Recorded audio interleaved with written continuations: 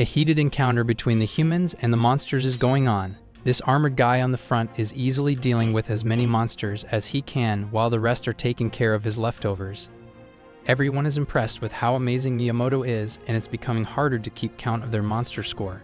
Just then, this mohawk picks up a huge boulder, heavier than the responsibility of bringing Rome back to its glory. He throws it at the monsters and crushes them like she crushed your feelings. Everyone praises Onizuka while he's totally drunk on this newly acquired skill called God of Augurs. Then this girl in the back calls for everyone's attention and uses her own skill to heal the injured. The monster is saying some cuss words in his own language, whereas this guy uses his skill to pull the monster closer and barely defeat him.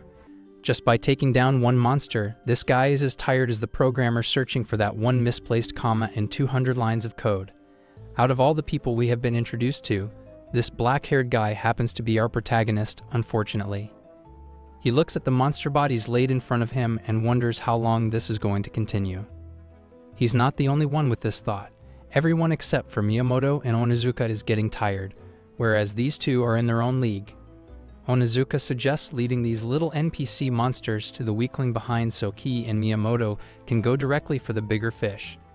Miyamoto can't deny how weak these monsters are, but he reminds Onizuka that there's an order for everything.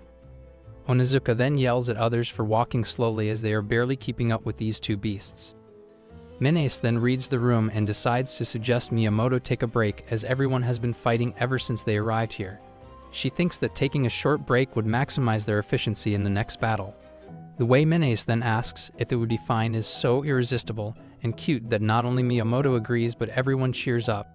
Our protagonist, who might be weak right now, but at least he's a human and not some goblin or a vending machine, sits down and takes out his drink to satisfy his thirst. He looks around and thinks about how it's been a while since they were summoned in this world. A few hours ago, our protagonist was just a normal high school student, a random loner who didn't even get that main protagonist's seat in the last row by the window. The bell rang and he picked up his bag so he could head home right away and did into the new game he bought recently. However, he suddenly heard some weird noises. Just then, the floor started to tear up and bright light emerged out of it. That day, they were wrapped by that light. Before they could understand what was going on, it was already too late. The light unwrapped them, and the whole class found themselves summoned to another world. Our protagonist was scared as hell, and judging by his expressions, he seemed to have that redo of healer expression. Then this uncle with a crown announced with great pleasure that the summoning was successful and welcomed the heroes. The students called out the old man for summoning them without their permission and asked him to let them go back right now. They tried to use their phones, but nothing worked. The old man quietly waited for an opportunity to speak as these idiots were continuously yapping. The opportunity is then handed over to him by Miyamoto, who tells everyone to calm down. Like civilized people, he asks everyone to shut the hell up so he can talk to the old man on everyone's behalf. He then politely began the questioning. Meanwhile, our protagonist can't help but be amazed at how easily the student council president Miyamoto can help everyone regain their composure with just a few words. He realized that Miyamoto is the true embodiment of charm. Afterward, they learned a lot about this world. They were summoned here because the empire was endangered by different kinds of races and cultures. Finally, they realized why they were referred to as heroes. A system window appeared in front of every student with their skills and level on display. We finally get to see the name of our protagonist, Nakatani Yuto, who's still on level 1 and has a special ability called Absorption. Everyone who was summoned into this world has received a special ability, but Yuto's ability seems blamed. Apparently, he's just a sponge or something like that with a lame absorption ability. Just then, a guard barely escaped getting Eren-Jaegered by Miyamoto's fierce slash. The old man commended Miyamoto, while the girls gathered around him to show us that this bro is a big deal. The abilities varied from person to person, and Miyamoto apparently got the heroic fortress ability. Yuto looked around only to find out that he had the worst ability among everyone. The other abilities can be classified into magic, martial arts, and recuperation techniques that strengthen the body. No wonder they were referred to as heroes. While everyone tried to use their abilities for the first time, Yuto was only able to pull this small rock towards him. He can only pull things towards him. Not women, things. Everyone looked down at Yuto and their eyes said enough about how Yuto is lame in this world as well. Yuto could read their eyes, so he clenched his fist and motivated himself that there might be some good use for this ability. Just then, Onizuka made the stupid mistake of defeating a random monster that appeared out of nowhere. This knight called him out as he warned everyone that stimulating a single monster would attract more. He wanted this only to be done when everyone was focused. Onizuka politely heard the argument and told him to shut up and don't ever talk to him like that again. The knight repeated that it was Onizuka's fault in the first place, but Onizuka responded that he only does what he wants to do.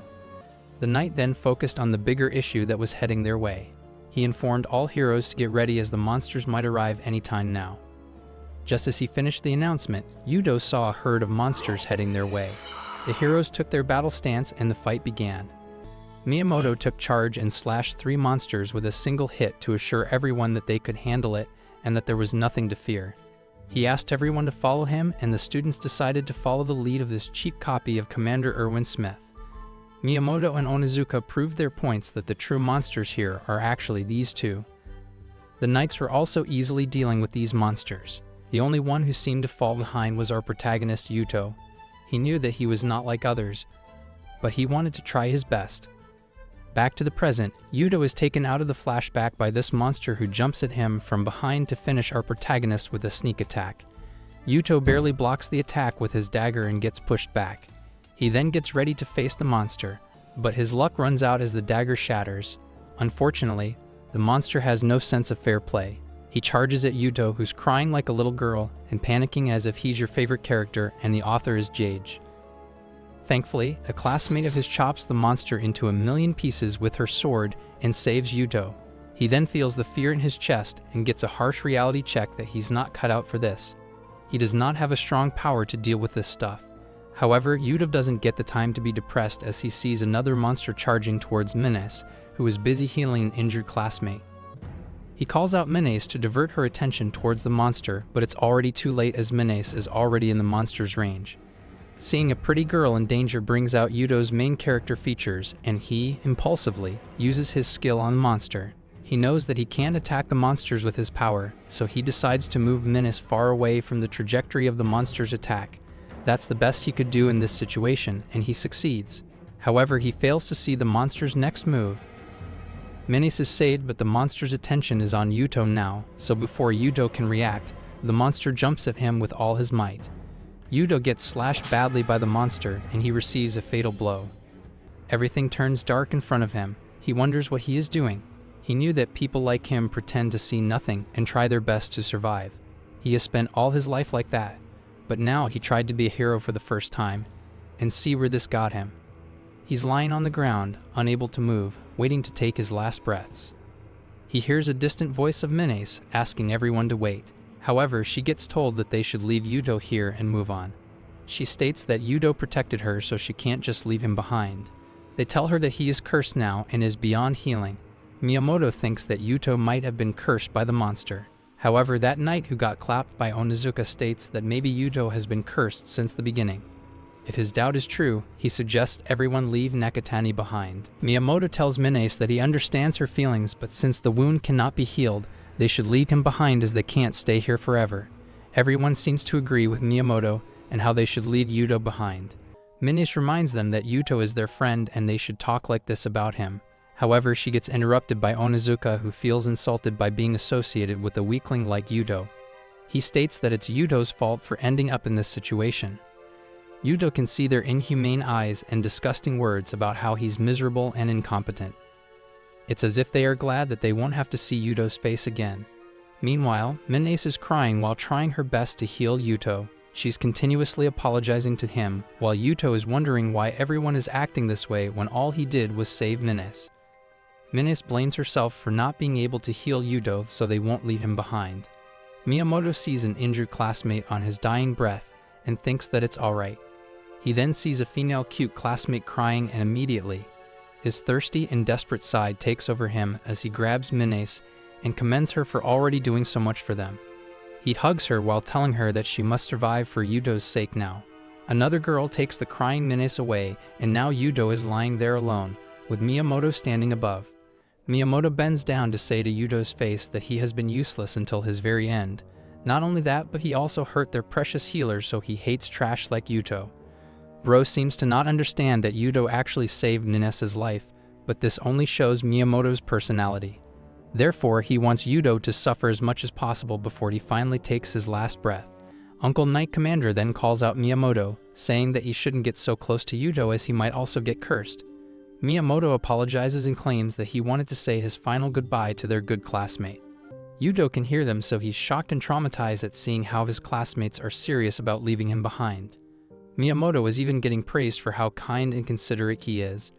Right now, Yuto can't care about that because his throat is burning and it's becoming harder for him to breathe. He can't even move his body slightly now. He's shocked at the couldn't-care-less look on the faces of everyone around him and realizes that they are going to let him die for real. Just then, Onizuka approaches Miyamoto and tells him that a brilliant idea just popped up in his brain. If he has a brain, though, Miyamoto tries to stop him, saying that he shouldn't get closer to curse Yuto, but Onizuka tells him that he will do whatever he wants. He then looks down at Yuto while slamming his fists together, disappointed at the fact that even someone like Yuto is a hero. He decides that Yuto should finally prove useful for once by becoming an experience points for Onizuka. While Yuto wishes that Onizuka doesn't come any closer to him, the classmates try to stop Onizuka. However, they only put as much effort as Messi has put into learning English to say bad boys. Yuto begs his body to move as he is in grave danger. Onizuka grabs Yuto with his left hand and raises him to the height that should be perfect to blow him, as in send him flying. Yuto panics as he wishes for a way out. He repeats to himself that he doesn't want to die, not before he witnesses Luffy finding One Piece. Just then, a voice appears in his head and suggests Yuto use his powers. Yuto is confused, so the voice repeats that if Yuto doesn't want to die, he should use his power. Yuto is still confused as his power is not strong enough to do anything right now. However, he wonders if he should still try it. It would be crazy if he beats Onizuka with this power. Even if he doesn't, at least he will have something to laugh about in the afterlife. Yuto tries his one last desperate attempt to save his life and extends his hand at Onizuka's face. Onizuka sees Yuto's hand moving, so he wonders what he's up to now. Before he could react, a strange wind covers both Onizuka and Yuto. Everyone is surprised to see this out of nowhere. Menes, who's out in the back, gets closer to see what's happening near Yuto. She sees all the knights and her classmates shocked at something. That's because they are witnessing a strange sight. Onizuka is at his knees while Yuto is standing there as if nothing happened. Onizuka is super angry as he yells at everyone not to come closer to him. With a hand on his face, he realizes that he did not receive a fatal blow, but he's confused as to what that was. Even more confused is Yuto, who's wondering what he just did. At least his body is free to move now. He doesn't have time to look for answers because this guy with the Guinness World Record for the worst haircut is charging at him with all his might while saying that Yuto's life has no value, so he should become his experience points now. Yuto closes his eyes as it would be much less scary if he doesn't have to see that disgusting haircut.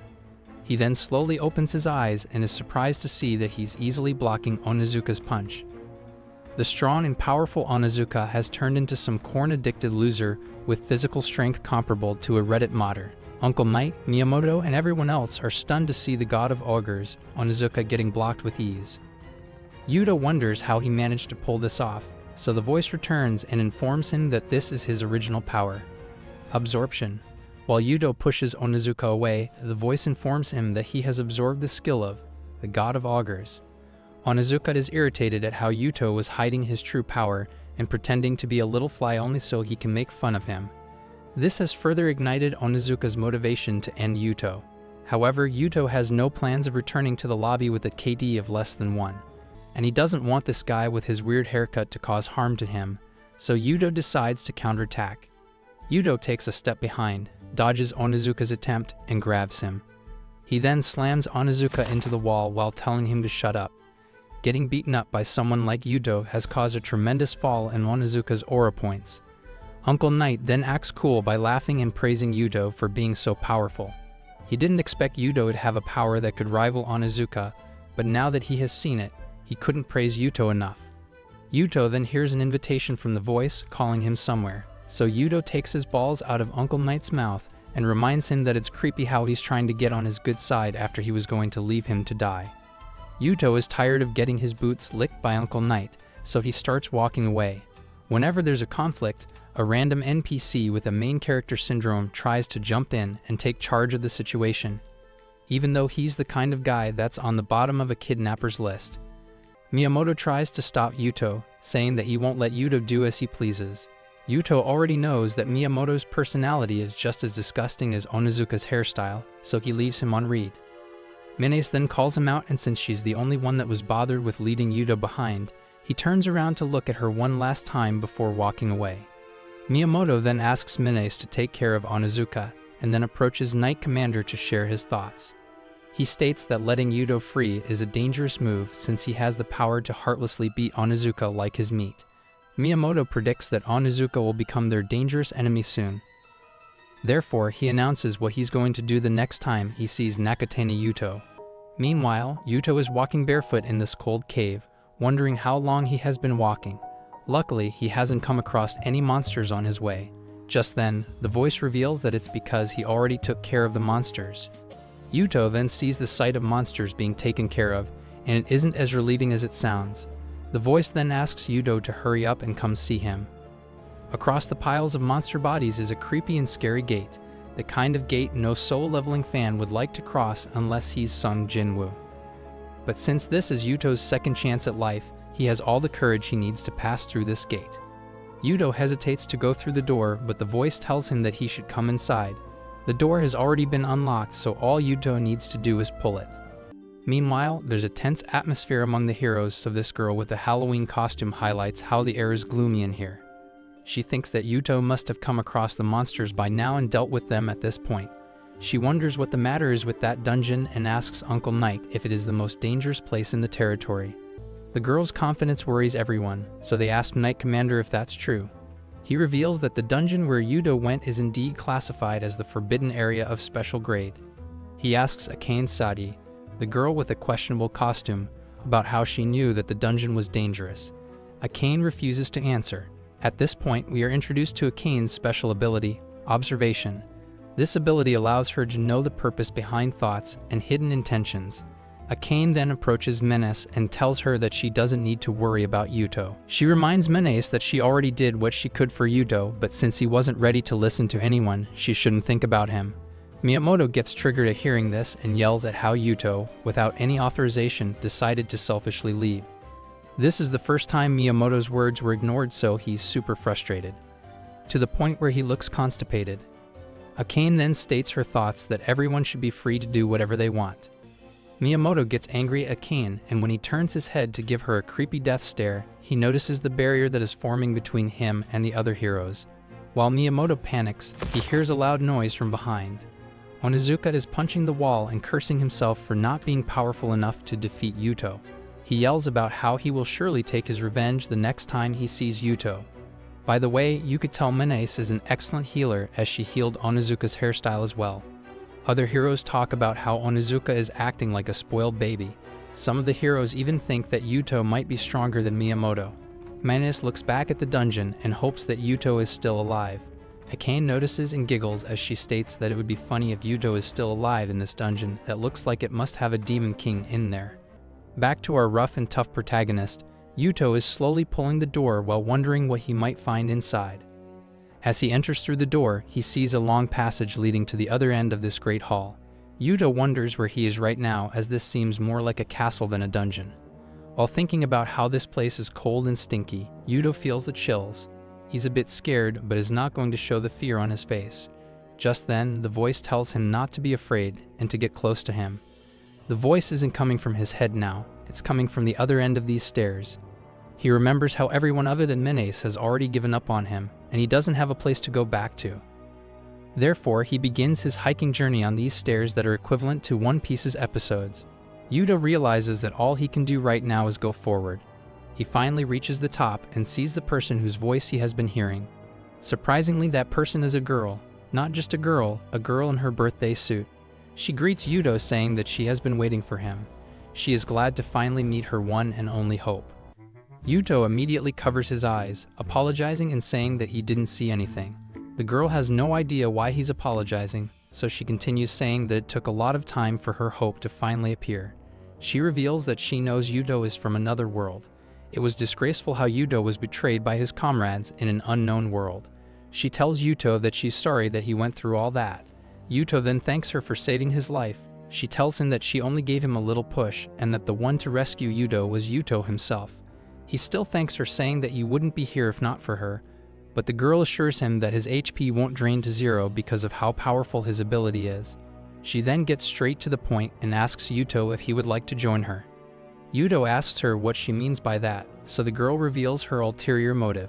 She tells him that she needs his help for revenge against the Empire. Yuto is shocked to hear that she's actually asking him to revolt. The girl states that this Sint Empire named Valencia is the place where Yuto was summoned, and the empire that abandoned Yuto and tried to take his life is her enemy, and she has to destroy this empire.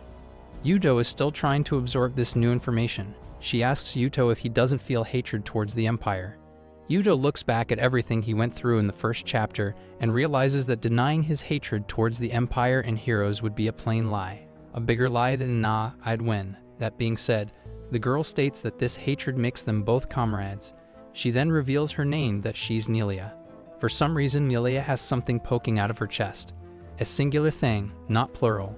Yuto tells his name to her, so Melia replies that it's a lovely name and that she will remember it. Yuto has a million questions in his mind, such as who this Melia girl is or why she wants the revenge, and what this place is.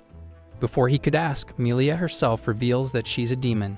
Yuto's flabbers are gasted at hearing this, and he panics as the sudden urge to take revenge for his family rises in him.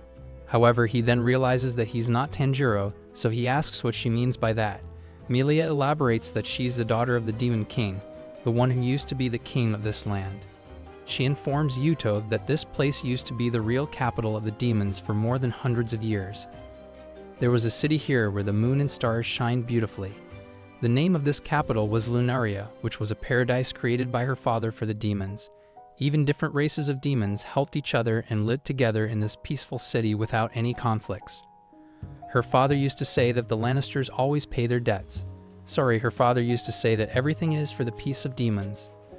A beautiful city that all races can be proud of. However, their beautiful paradise was destroyed in one night.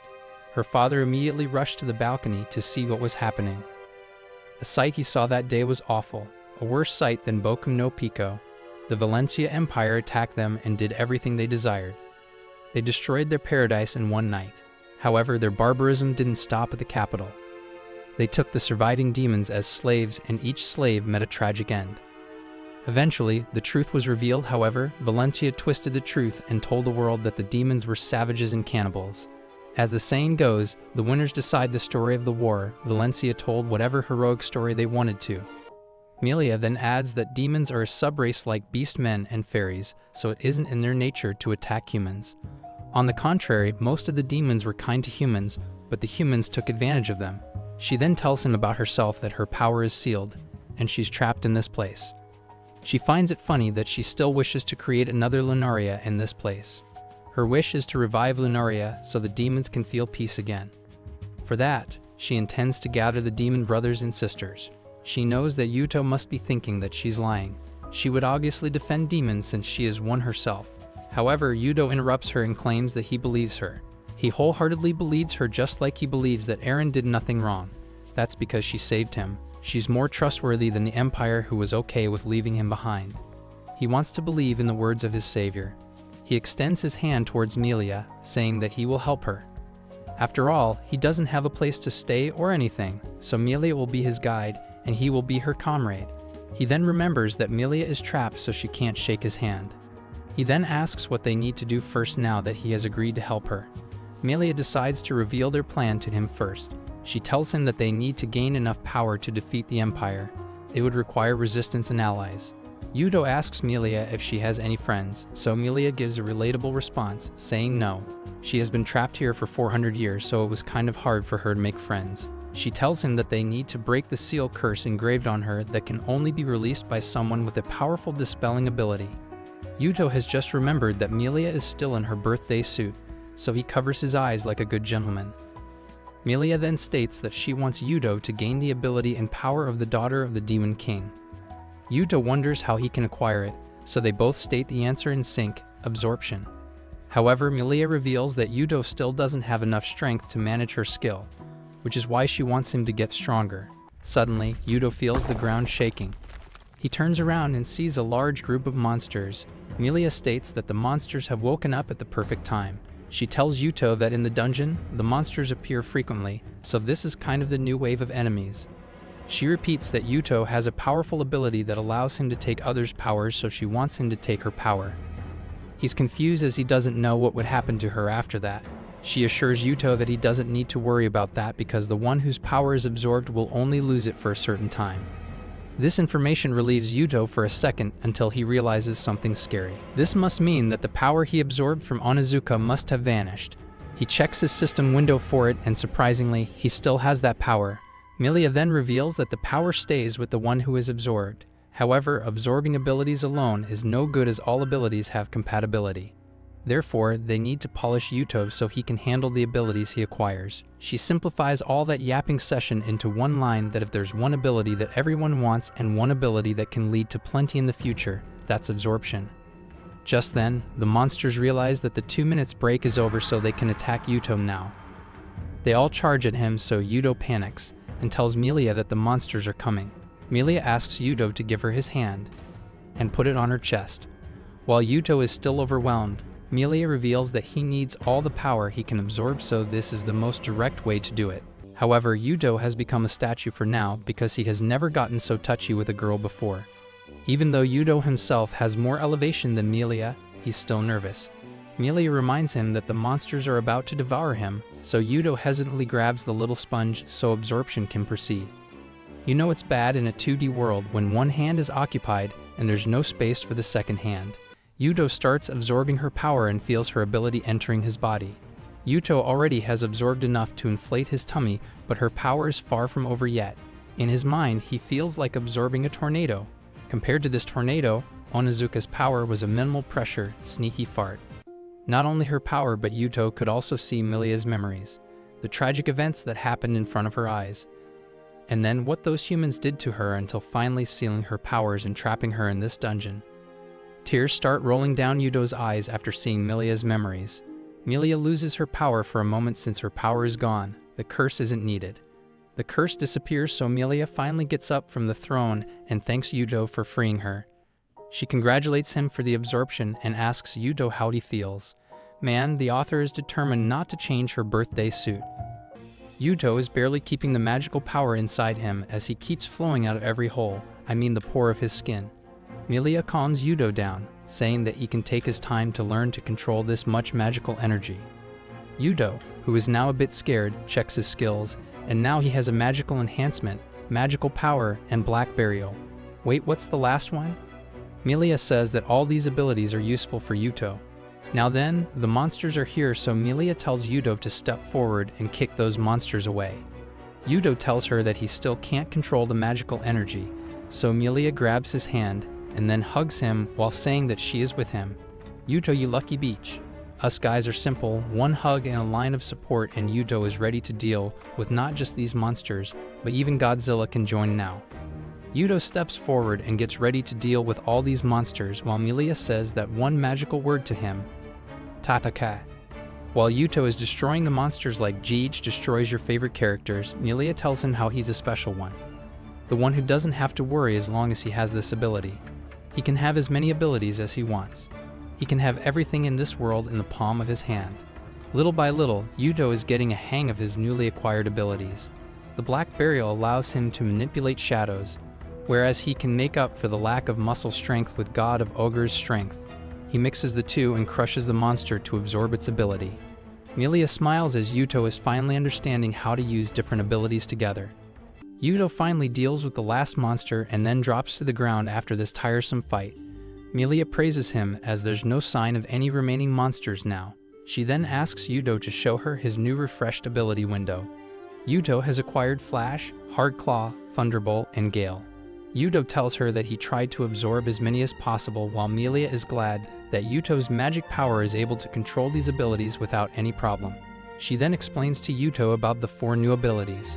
Hard Claw fires powerful blades that can split the sky and scrap the ground. Just like Sukuna, who forgot about it since the Heian era and then used it to split Gojo. The Flash illuminates even the depths of an abyss. It might even light up the dark future that awaits you. Meanwhile, Lightning unleashes unstoppable lightning. Finally, Gale is like a tornado that can act as both a spear or a shield, depending on how Yuto uses it. Milia reveals that all these abilities are on par with the God of Ogre's ability. Yuto is surprised to hear that he has acquired abilities equal to 4 Onizuka. She then hugs Yuto and suggests continuing like this so they can get strong soon and destroy the empire. She tells him that he still needs more abilities, so he doesn't feel contented just yet. However, the hug gave Yuto a literal shock, and he's reminded that this beach still isn't wearing anything. He hesitantly asks Melia if she would kindly put something over now. Melia wonders why Yuto is asking her something that has nothing to do with this situation, so Yuto tells her that he doesn't know where to look. He then politely warns her that she might catch a cold, so Melia finally decides to put something on. She draws a circle above her head, and suddenly, a black cylinder encloses her. Melia is finally in some clothes. She apologizes as she realizes that it is wrong not to wear anything. 400 years of prison has dulled her senses. She proudly asks Yuto if these clothes are good enough. Yuto wants to tell her how there's so much fabric, yet the purpose of that fabric isn't fulfilled. However, he decides to just thank her and get it over with. She then starts walking away while telling Yuto that monsters won't be appearing here anymore. Yuto reminds her that exit is the other way. However, Melia states that they aren't heading towards that exit. As they are walking together, Melia explains that the dungeon has multiple entry and exit points. If they exit through the same point Yuto entered, they will find themselves in the middle of the empire. That's why they need to use a different route. Among those, she finds this one the most convenient. Yuto asks how this one is the most convenient, so Melia points towards that scorpion-like monster and reveals that this route has the most powerful monsters. More than the ones Yuto fought earlier.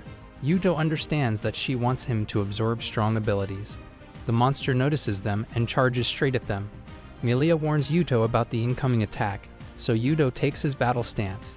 He evades the attack by jumping upwards using the Gale ability. He's impressed with the convenience of Gale. He then uses a thunderbolt to take down the monster. Yuto is now curious about what kind of ability he will absorb from this scorpion. He's starting to enjoy this stuff. Just then, Melia calls out Yuto to remain on guard.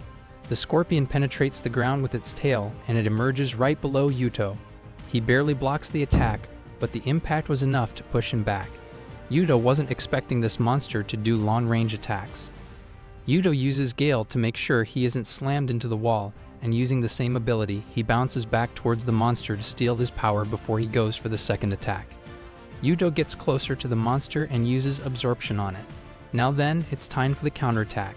Yuto uses the ore formation ability, and a huge spike appears from below that gives the monster a Drake experience. Yuto then acknowledges that this monster is indeed stronger than the ones before. Melia nods and gives him a warning that the upcoming monsters will be stronger than this one as well. She tells him that this road leads them to the Great Forest of Dingearth, which is just outside the Empire. Yuto asks more about the forest, so Melia reveals that it's a forest where demons used to hunt. She shares how her father loved hunting, so he built this secret passage for the royal family to hunt. Melia giggles while saying that it was tough for her father when this secret was found out by her mother. Suddenly, the worst memory of the hunted king pops up in her mind as she remembers how brutal her father was, Aaron Yaverd. She stops talking and continues to walk. Yuto tries to comfort her, but Melia tells him not to worry as she's tired of tears for the fast. They are already making their move for revenge on the Empire, so she's sure that it will help her mother and father to rest in peace. Yuto stays silent as he feels bad for Melia. He wants to tell her that resentment consumes the heart. Yuto was summoned to this world by the selfishness of the Empire. He was scared of death and almost had a friendship with death. He was abandoned by the Empire and his worthless, pathetic classmates. That's what lit a fire in his heart. He doesn't want to think about it anymore. He has to get powerful, more powerful than all of time combined. If not, they would surely hunt him down. After fighting lots and lots of monsters, Yuto has reached level 196 with so many abilities on his system window now. He hasn't become familiar with all these abilities yet as he needs more time and practice. However, Melia praises Yuto for working so hard. Yuto tells her that he's only doing his best, and he also failed to absorb some of his abilities. Before he can complete his sentence, he faints and drops to the ground. Yuto has always lived pretending that he doesn't see anything wrong happening. It's easy that way. He could interfere, but that wouldn't change anything. Hypocrisy won't change anything. No matter how frustrating it might be for him, he always pretended that he didn't care, to justify his weakness. However, there are people who call out those who do wrong. One of them is Minus, as even when Yuto ignored those bullies kicking that innocent student, she stepped up. Yuto wakes up from this dream and finds himself in the lap of Melia. She says good morning to him, while Yuto still feels a bit numb. He looks around towards the left, because it's dangerous at his right side, and sees a strange barrier. Melia reveals that this is a protective barrel made by the Black Funeral. The weak monsters around this barrier won't be enough to defeat Yuto, so Melia assures him that there's nothing to worry about. Yuto apologizes for fainting as he hasn't been able to sleep since he came to this dungeon. Melia tells him that he doesn't need to apologize. Also, he still cannot fully control the magic conversion ability. Once he does, he won't require any sleep. Yuto is surprised to hear that he wouldn't even need something as basic as sleep. Melia confirms that it is true as long as he doesn't run out of mana. Yuto thinks back to how he used to play games all night and would get scolded by sensei for sleeping in class. He wishes that he had this ability in the other world. Melia gets up and explains that magic conversion makes the magic return to his body. She further explains that the magic power supplements the energy needed to keep him awake and satisfied. Yuto finally understands how it works, and he could not be more amazed. Yuto reminds himself that absorption increases the abilities, but it wouldn't make sense if he doesn't understand the proper use. Just then, he hears Melia frowning over something. He walks up to her and asks what she means by no. Melia tells him that the bridge that was supposed to be on this route is gone. Yuto checks the hanging ropes and realizes that seeing how rotten it is, the bridge must be broken for a long time. Melia wonders what they should do as they are so close to the exit. Yuto wonders the same, as well as they aren't dumb enough to go to the bottom without seeing what it has. Melia has decided what to do. She grabs Yuto and jumps off the cliff. Yuto is taken by surprise, and by the time he sees what's happening, they are already flying. While hugging him tightly, Melia explains that it's the only way they can cross without a bridge. Yuto commends her as this way is definitely faster than walking through a bridge. Yuto is lying on the ground asking Melia to at least warn him before doing such a thing the next time. Melia, who's comfortably sitting on her soft landing, sarcastically replies that Yuto didn't panic as much as she expected. Poor guy really thought that his days were up. He then looks around and sees a pile of bones. While Yuto is still panicking at seeing so many bones together, Melia thinks that for some reason it would make him feel better to hear that these are all human bones. Yuto did not need this information. He then calms himself and asks what this place is. Melia looks around, and after analyzing the destroyed weapons, bloodstains on the floor, and the footprints, she concludes that this must have happened after the war. Also, she notices something strange about that armor. The guy whose bones are still standing up with the support of his sword is wearing the armor that belongs to the Empire. Yuto asks her if she's sure about that. Melia claims that she will never forget the armor worn by people who destroyed her paradise. Yuto gets worried because these bones might belong to his classmates. He's not worried about all of them, but Mane's. However, Melia continues that these bones have been here for more than 100 years. The deterioration of the ornaments and the blood indicates that they have been here for a long time. She points to a skull, saying that it's too clean for a recent fight, so maybe the skin wasn't peeled but it just melted. Suddenly, the ground starts shaking again, and Melia giggles as if she was expecting something like this. Before Yuto could say that they shouldn't stay there, a dragon appears in front of them. With a smile on her face, Melia states that they ended up falling into the nest of a dragon. Melia is proud of her decision to jump. Melia then gives Yuto a brief tips and tricks session. She warns him that the skull dragons are on a completely different level than the monsters Yuto fought earlier. However, that means that there's a high probability of Yuto getting a very powerful ability from him. Yuto thanks her for the warning, as he thought this extremely dangerous dragon with a roar strong enough to give him chills was just a cute puppy. Melia tells him not to worry, as Yuto is still far stronger than him. Yuto looks above at the dragon heading his way while thinking about Melia's words that he's still strong enough to defeat him. However, the huge size and powerful aura of this dragon is making him doubt himself. As the monster gets closer, Yuto realizes that it's impossible for him to defeat this dragon, this true monster. He gets terrified to the point where he might start leaking. Just then, he remembers how bravely Manes dealt with those bullies. She called them out without any fear in her eyes, while he turned his back like a coward. He wonders why he gets so scared over such tiny stuff. Yuto doesn't want to be a coward anymore. Even by turning his back, he ended up almost losing his life in this world. Therefore, he has learned that he can't change the results unless he takes action. He convinces himself that he is strong, because he did save Manes back then. He fought with a group of monsters alone. He has got his motivation as he feels that he can do it. Using all his abilities, he can defeat this monster. Yuto attacks the monster that is about to devour him. A blast occurs as a result, and as the smoke clears, Yudo wonders if this attack was good enough. Unfortunately, the monster is still standing unfazed while Yudo couldn't dodge him in time, and his left side is giving us an X-ray view of his body. Yudo was not expecting this reward for his bravery. The corpse dragon begins charging at Yudo for the next attack, while Yudo is panicking about how he knows he's not a very nice person from the inside. But he never expected his inside to be this disgusting. He has no doubt now that this here is his end. The dragon attacks Yuto again by slamming him into the ground and saving time to bury him later. Melia is watching this fight with an unbothered look as she expected Yudo to face this much difficulty. She then smiles as she sees Yudo in the air after dodging the attack. Despite being driven to a corner, Yudo is refusing to give up. However, Yudo still knows that he doesn't stand a chance against this monster.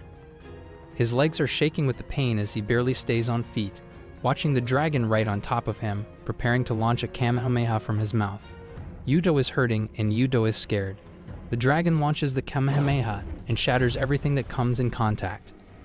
This should be enough to take down Yuto, however, as the smoke clears, Yuto is still standing on his feet as he blocks the attack using Black Funeral. Yuto is hurting, Yuto is scared, but Yuto is not ready to die in a place like this. He uses Black Funeral to stop the bleeding and numbs the pain with Sensorial Block. He attacks the monster with Thunderbolt, followed by Burning Flame, followed by Ice Crystal. He knows that he cannot fight for long in this condition, so he needs to think of something effective. A deadly wound that could take this monster down. However, Yudo is shocked to see the dragon completely unfazed and scratchless after all his attacks. Melia is still watching from the sidelines as she explains to us that the skull dragon is also known as the immortal dragon because of its immortality characteristic. It is a type of forbidden class creature that regenerates itself with an enormous amount of magical power. Melia knows that this is the type of forbidden creature that cannot be defeated by a knight of the Empire, but she has high hopes for Yuto. The dragon tries again with a Kamehameha, but Yuto makes a clay doll to take the impact. Melia is impressed with Yuto's improvisation. Before you guys start thinking about other uses of clay doll, we move on to the next panel where Yudo uses ore formation and explosive mix to attack the monster. Yudo is now attacking the monster first, and then while it is still regenerating, Yudo uses that window to land another hit. He gets closer to the dragon and decides to take his ability once and for all. He uses absorption at the monster and then immediately pushes himself away before the dragon attacks him. Yudo still can't let his guard down. He then checks his abilities to see if it was a success or not. Yudo has gained the erosive flame, so he smiles as it's time to give this dragon a taste of his own medicine. He launches the Kamehameha on the dragon, and even though it hits the monster directly, Yudo knows that he still needs more. Yudo decides to launch another Kamehameha, and then another, and another. Yudo is determined to get the monster weak in his knees tomorrow with all these shots. He isn't stopping, not before he's sure that the monster is no more. He is ready to give his all. The monster is screaming in pain, but Bro is refusing to take his last breath. Finally, the monster is defeated, so Melia congratulates Yudo for actually defeating the monster. With this victory, he has now gained the ability of immortality. Suddenly, Yudo, who was spitting blood, starts to heal. The bitten part of his body starts regenerating, and all the wounds disappear without a trace. Unlike Yuto, Melia isn't surprised, as this is exactly what one would expect from a forbidden ability. The immortality of the skull dragon regenerated its body as long as it had magical power in it. Melia then states that she forgot to tell Yuto that the skull dragon is a type of taboo. Yuto wonders what she means by that. Melia explains that taboo is a generic term for creatures with immense power beyond human control. In simple terms, Yuto has obtained special powers. She then tells Yuto that it's time to leave. The Great Dingrith Forest is right ahead of them. Yuto is now heading out of the dungeon with a new special power. Back to the Valencia Empire, the group of heroes are training vigorously. Uncle Knight is observing the training session, and Knight approaches him and talks about how the heroes are getting good control over their abilities. Knight Commander replies that he was skeptical at first, but he misjudged them. They are not as trash as the England football team. Miyamoto is getting really good with the explosive bullet ability. He can now destroy big boulders with a single hit. Everyone stops for a second to hop on Miyamoto's stick and praise him.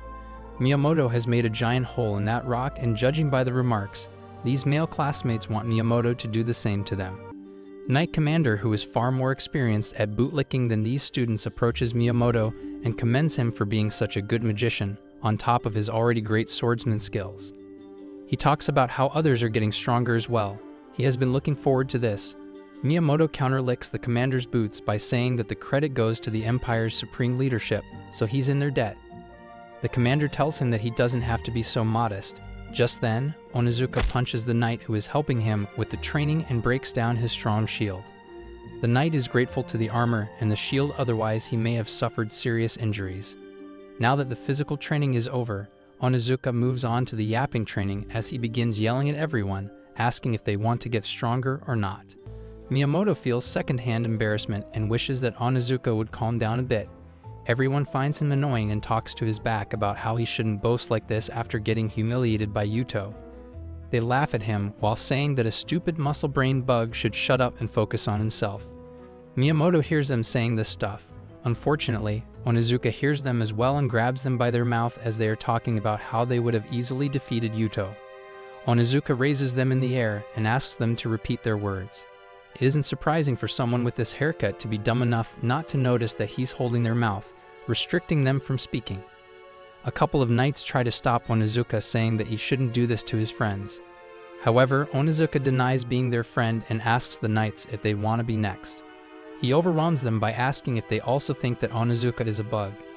Miyamoto then steps in and asks Onizuka to stop this. He knows that Onizuka is frustrated, but he shouldn't take out his anger on others.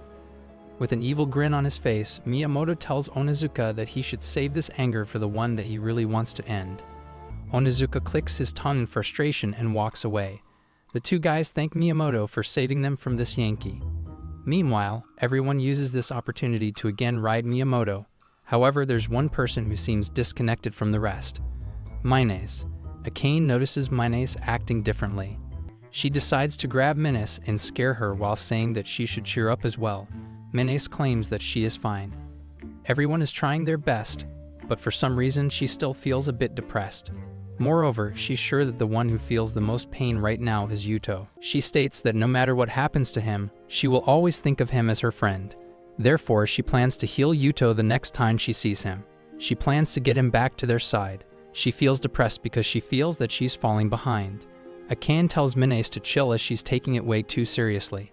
Just then, two guys and a lady walk into the training area. For some reason, Akane gets on guard upon seeing them. The aesthetic 4-2 guy with 50% glasses greets the commander while commending the efforts of all the heroes. Uncle Knight is surprised to see Mr. Aesthetic Chancellor Dennis in here with Secretary Dahlia and Lord Roy. Dennis laughs at Commander Sig's reaction and then turns to Miyamoto, saying how they haven't seen each other since the summoning ceremony. While Miyamoto wonders what the Chancellor and Lord of the Army are doing here, Dennis asks Miyamoto if he would accompany them as they have been given a royal decree. All the heroes gather in the meeting room. Dennis starts talking and apologizes first for coming so early. He then asks everyone if they remember the reason why they were all summoned to this world. One of them replies that it's because the Empire is in some crisis. Dennis nods and then states that he has received direct orders from the king regarding that crisis. He wants to exterminate the remnants of the demons on the front lines. Miyamoto asks what they are going to do about the dungeon that still isn't captured. Dennis replies that it isn't necessary anymore as they have already acknowledged the power of heroes. Any more skill testing would be a waste of time. Miyamoto then asks Dennis about the demons. Dennis explains that demons are actually man-eating barbarians. They are the demi-humans who devour innocent lives with glowing red ketchup. Glowing red eyes. Demons are mankind's enemy. Upon hearing demi-humans, the students start talking among themselves how demi-humans are still half-humans, so they would technically be doing war crimes against people. Others think that demi-humans aren't any different from monsters, so they shouldn't think much about them. While the opinion is still divided, Dennis reminds them that this is a royal order, so he would appreciate it if the heroes accept it kindly. Miyamoto takes charge and accepts the order since it is a direct one of the kind. He reminds everyone that the reason they were called to this land as heroes is because the Empire is in crisis, so it's natural for them to deal with that crisis. All the NPCs agree with Miyamoto, and now the majority has the same opinion, that they should just do what they have to. Dennis compliments Miyamoto and thanks him for his spirit. Dennis then moves on, so with a snap, Secretary Dahlia portrays the picture of the abandoned castle that is being used by the remnants of the demons as their base. In the Dingrith Forest, there used to be a prosperous demon city named Argonum. Melia tells Yuto about Arganum, and how when she was young, she heard from her father that demons who left Lunaria lived in that castle. Yuto finally understands that this means that there might be some surviving demons in there. Just then, Melia remembers something and turns to Yuto. She then casts a magic circle around him and dresses him in a goated outfit. A pure main character outfit. Would love to have passed some insulting remarks, but this is too good. Melia tells him that he can't wear torn clothes forever, so this is a gift from her. He thanks Melia when she says that Yuto is into appearances after all, when in truth, her appearance back then was just too much for a virgin guy. They have finally reached the exit, so Melia turns around and thanks him again for freeing her so she can go outside. She can finally fulfill the demon's long-cherished wish, so she grabs Yuto's hand and they head outside together. Both the heroes and Yuta are heading beyond the great forest of Dingrith to the demon city, Arganum. Melia asked her father about this castle when she was young, and her father told her that this castle is inhabited by demons who left Lunaria. As Yuto and Melia are walking towards the castle, they hope that there are still some survivors of demons in that castle. Yuto tells her that he hopes all the survivors are still there.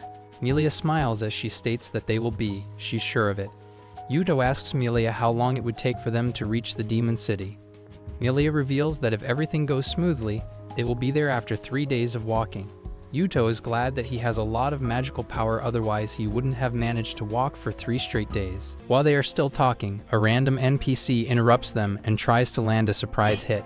However, they both easily dodge the attack. The NPC then expresses joy that he really found the vagabond hero. He shows them the wanted poster of Yuto and asks Yuto to kindly give him a head. Give him his head so he and his crew can enjoy the rest of their lives without any money problems. Meanwhile, at the castle, some demon children are playing around at the entrance. They notice Ryan Onichin coming back with a bag in her hand. They are happy to see her. Ryan then walks to the gate, and before opening it, she announces her name, so no one gets worried or panics. She enters the castle and greets everyone with a bright smile on her face. She announces to all the children that she got a lot today, so she's going to prepare the food right away. While Ryan is distributing food to everyone, the old lady apologizes to him for how Ryan has to look for food for everyone for the sake of demons. Ryan tells Auntie not to mind as she's doing what she wants to do. Just then, a little demon asks for seconds while the old lady tells Ryan that she doesn't know how to repay her kindness. Ryan insists that they don't owe her anything because the demon race and the dragon race are allies. The old lady talks about how after the tragedy, the Empire's hand reached out to the demon city immediately. These demons barely survived, and they can only live secretly in the abandoned castle. They can't go out in the forest, nor do they have any strength left, so she can't thank Ryan enough. Ryan states that demons treated her well when she was a child, so she knows that demons are not a race that hurts others. She promises to help them until the day the world understands that demons are actually kind. Just then, a little boy calls Ryan. Everyone's attention turns to that little boy as he hesitantly tells Ryan that someday he will become strong enough to be able to protect Ryan, so when he grows up, he promises to take care of her. Ryan pats his head as the little boy Arganum. Valencia has shaken heads with Paradise. The little boy has just pitched up in heaven. Ryan tells him that she will wait for the day when he becomes a strong and splendid adult. While the children ask Ryan to play with them, the old lady is surprised that the dragon race still honors the alliance. Just then, Ryan hears someone at the door. It's time for Mr. Wright to be back, so Ryan greets him and tells him that the food is still warm. However, the door opens and just the head of Mr. Wright falls inside the castle. Everyone panics at the dreadful sight of Mr. Wright's head, followed by some armed men. Miyamoto opens the door and asks if all of them are demons. The heroes enter through the door as Miyamoto tells everyone to silence the monsters that pose a threat to the Empire. He announces that they should exterminate each and every one of the demons in here. Ryan panics as the heroes start cutting unarmed innocent demons hiding peacefully. She tries to stop them, but the chaos spreads as everyone starts running around, yelling that the Empire has found them. The heroes are disappointed that 3 of these barbaric man-eaters are already finished off with such ease. They start making bets on who gets a higher kill count. While Ryan is traumatized at the sight of the boy's body who just promised to grow up and take care of her, she looks at his innocent, lifeless face while listening to these monsters talking about how they will get a double digit today. Ryan is infuriated as she charges straight at Miyamoto to finish off the one in charge first. However, Miyamoto easily blocks the attack with his sword and notices the horns on Ryan's head. Realizing that she's not a demon, Miyamoto announces that non-demons are not their target, so they shouldn't be harmed. Ryan is enraged as she wants the Empire to fork itself. She asks why they are doing this. She asks why the Empire is after the innocent lives. Miyamoto tells her that cannibal barbarians aren't innocent and that being alive is a sin in itself. Ryan doesn't understand what he means by this, but she doesn't have time to clarify because that one hero is about to end those children. The black-haired girl tells this crazy girl that she shouldn't go after children. But this crazy lady from the streets replies that she's going for the easy targets because she's smart. While she gets ready to swing her sword, she mocks the other girl, saying that it is because she's an idiot that she doesn't have a boyfriend. Just as the sword approaches the children, Ryan blocks the attack. She doesn't block it by stopping the sword, she takes the better approach and cuts off this crazy lady's arm altogether. No arm, no sword. She then hugs the children to calm them down, while the crazy girl is feeling 1% of the pain she deserves. Miyamoto approaches the girl and sees how she's losing a lot of blood. He tries to calm her down by saying that Menace will heal her right away. Ryan is not happy that they even got a healer in their group. Miyamoto then approaches Ryan and says that this act of Ryan will be considered an act of rebellion against the Imperial Army. He's irritated at how the monsters keep hurting humans to feel better. He announces that as a hero, he's going to show Ryan the consequences of her actions. Ryan is further agitated at how these barbarians call themselves heroes when they are the true monsters. Miyamoto's smile seems to acknowledge the fact that they are the real monsters. Meanwhile, Yuto is tired of all these bandits continuously trying to take them down. He asks Melia what's the deal with them.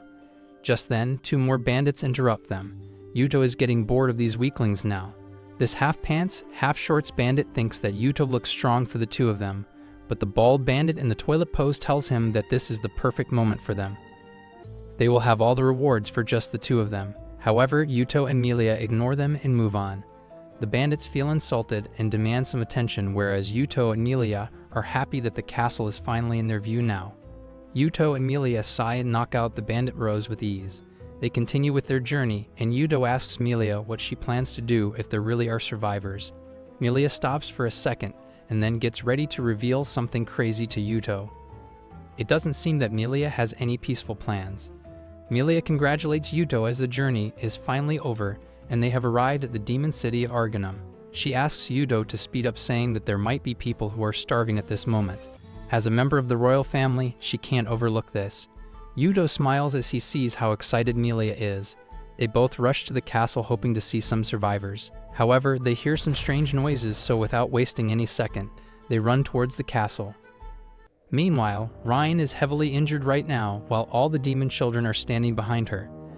Despite being so injured, Ryan refuses to let these heroes claim any other innocent life, not until she's alive.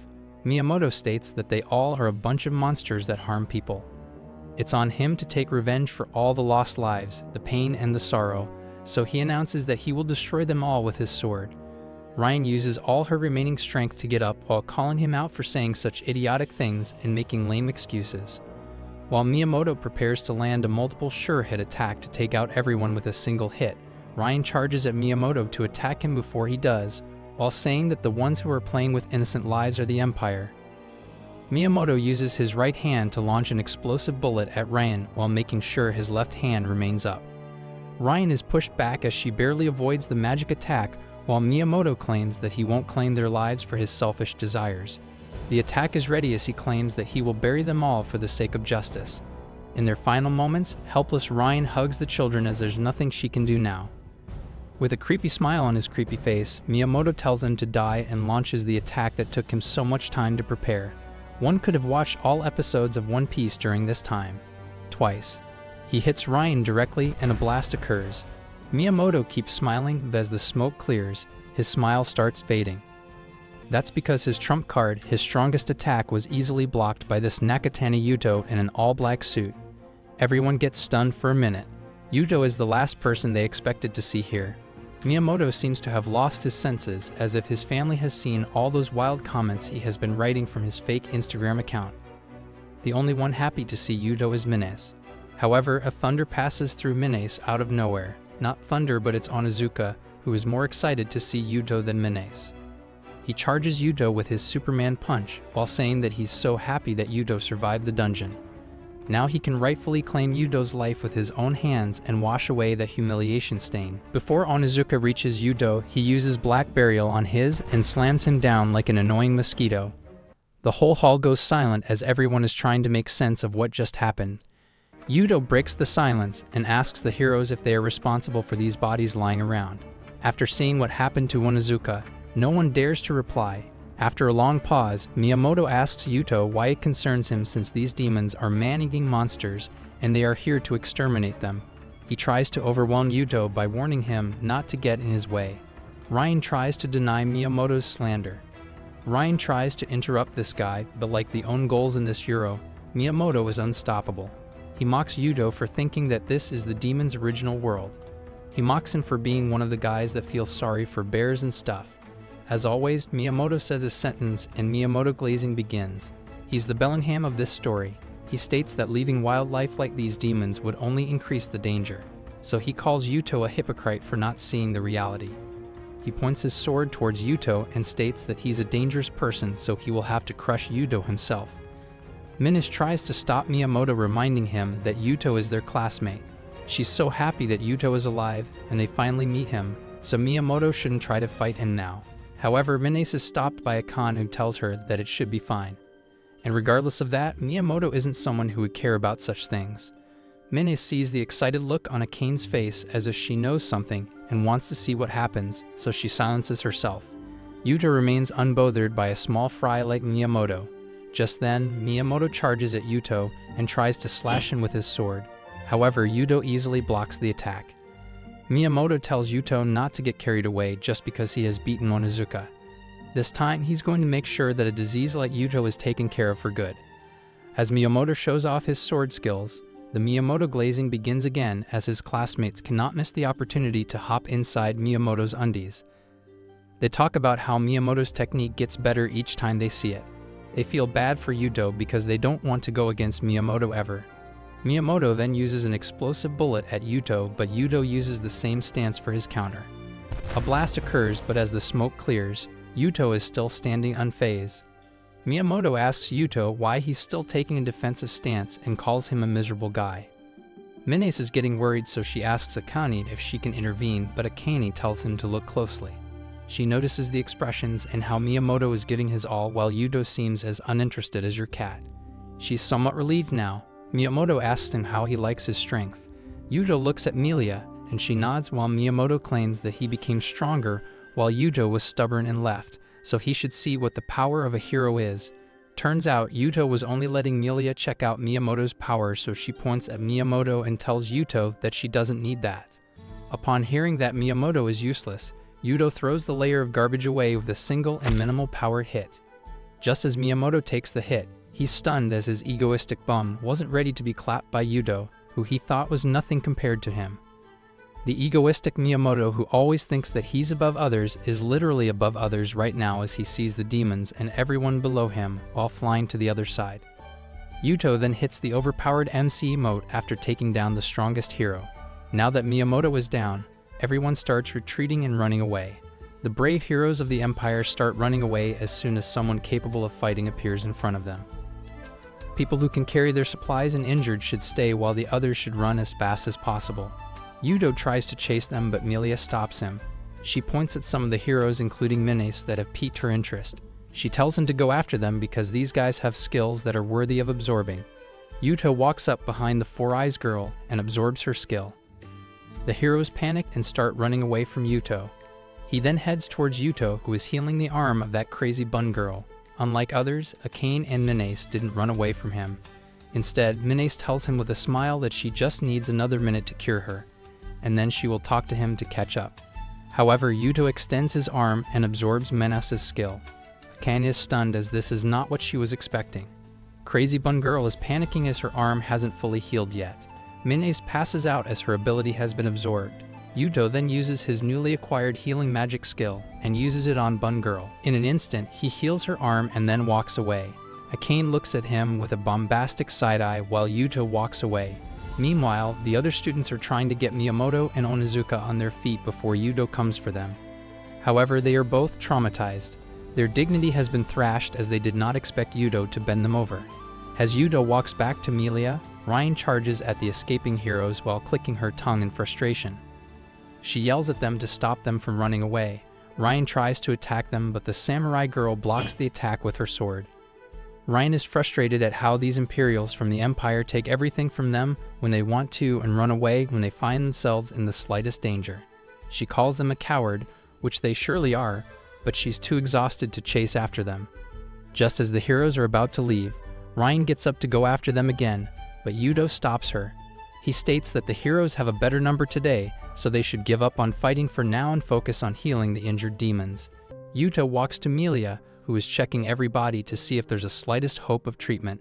She's closing the eyes of the deceased and paying her respect. Unfortunately, several demons lost their lives today. Melia states that only if her powers weren't sealed, she might be able to do something. However, she then realizes that even if she had her powers, the ones who passed away would not come back. Yuto looks at Melia's depressed face and decides that it's better to leave her alone for now. He then uses healing magic on the injured demons and gets praised by cute little demons. Ryan then turns to Melia and approaches her. She apologizes in advance if she's getting the identity of Melia wrong, but she still asks if Melia is the person Ryan thinks she is. However, as Melia turns around and looks at Ryan, her confusion fades away as her guess is right. She immediately drops to her knee and apologizes to Lady Melia. Everyone's attention is diverted to Ryan as Ryan regrets not being able to protect everyone. She starts crying as she blames herself for not stopping humans from claiming those innocent lives. However, Melia walks up to Ryan and grabs her hand to raise her up. Melia smiles as she mentions how Ryan is still a crybaby. However, seeing Ryan has made Melia conscious about her body because she feels that she didn't grow at all compared to Ryan. Melia then hugs Ryan and tells her that she did a great job. Also, she's glad that Ryan is here because she's not alone now. She thanks Ryan for doing so much for the demons. The two of them cry at this reunion after 400 long years while Yuto looks at them and realizes that he did choose the right side after all. Yuto, Ryan, Melia, and the remaining survivors do a proper burial to the deceased. Many demons are mourning over the tragedy as they have lost their loved ones. Just then, Melia raises her hand and tells all the graves to take a good rest. She walks closer to the grave that this boy is sitting by and states that they will take care of their regrets and carry their will now. She then asks Ryan if she can have a private talk with her. Ryan looks at the demons and then follows Melia and Yuto. While walking, Melia asks her about everything that took place after Melia was trapped. Just as the girls are about to gossip, Yuto interrupts them because he knows how long of a yapping session are these girly gossip. He asks Melia about the relationship she has with this girl with a horn. Melia realizes that she hasn't introduced them yet, so she tells him that this pretty girl who should not be your enemy is Ryan. Yuto then waits, but Melia has finished the introduction already. Yuto is confused because this intro was just as short as the list of girls interested in you. Negligible basically. Ryan has more social awareness than this pocket-sized princess, so she reveals that Melia and she are childhood friends. Melia then adds that the dragon race and demon race used to be allies once upon a time. Ryan shares that despite having a small population, the demon king Melf Sam offered protection to them. The dragon race was targeted by many species because they didn't have enough numbers to retaliate or enough numbers to form an alliance with anyone. To protect each other from foreign enemies, they would move from one place to another. They would get attacked almost every single day. Even Ryan got so close to death, but she was luckily saved. Their strength ran out by living a life like this every day, but her father would try his best to keep Ryan's hope alive, so she remains patient. Soon after, a giant dragon approached them. The guy sitting on the dragon was King Melfs, who recognized the dragon race and saved them. He looked at them with kind eyes and offered them a place in his country. Melia was also with him at that time. The demons welcomed them with open arms. Not only that, but King Melfs gave this land to the head of the dragon tribe, Ryan's father. Her father ruled over this demon city, and both sides joined hands aiming for a world of peace. Ryan and Melia became friends as they were both rulers' children. Yuto can see why they are so close now. However, the royal capital fell soon after, and this time, the demons had to rely on the dragon race. This demon city temporarily became a refuge for the royal capital, but the Empire's hands started reaching this city as well. At that time, Ryan didn't have the strength to fight because of their small age, so the best she could do was run away amidst the confusion. She only returned to this land recently. Yuto asks where she stayed all this time, so Melia reveals that Ryan was in a dormant state. Yuto asks for more explanation, so Melia reveals that it is like a long hibernation, like the state you're in when a random person asks you English or Spanish. In this state, no magic power will leak out, so the chances of the enemy finding you are minimized. By the time Ryan returned, there were only young children and old people left in the city. Those who had the power to fight already suffered a defeat, so Ryan did what she could. Yuto is impressed with how Ryan managed everything on her own. She knows that she's still no match for heroes. Yuto looks down in shame as Ryan cries about how the heroes slaughtered innocent souls even though they did nothing to deserve this treatment. She then wipes her tears and focuses on the bright side that if Yuto and Melia hadn't arrived, everyone would have been enjoying with jujutsu sorcerers in heaven. Melia is glad that at least some of them survived. Now then, it's Ryan's turn to ask who this guy in the black suit is. Melia shares that he's Yuto. Once again, Melia fails to give a proper introduction, and this time, Yuto and Ryan aren't even surprised. Melia sighs as she's not some professional yapper like AOT haters who quit their jobs only to prove that AOT is not a masterpiece. She hands the mic over to Yuto, so he introduces himself. Yuto reveals that he was summoned to this world with the heroes, but he decided to part ways with them. If Ryan wants to know more details, she should buy the manga or watch our recap from the beginning.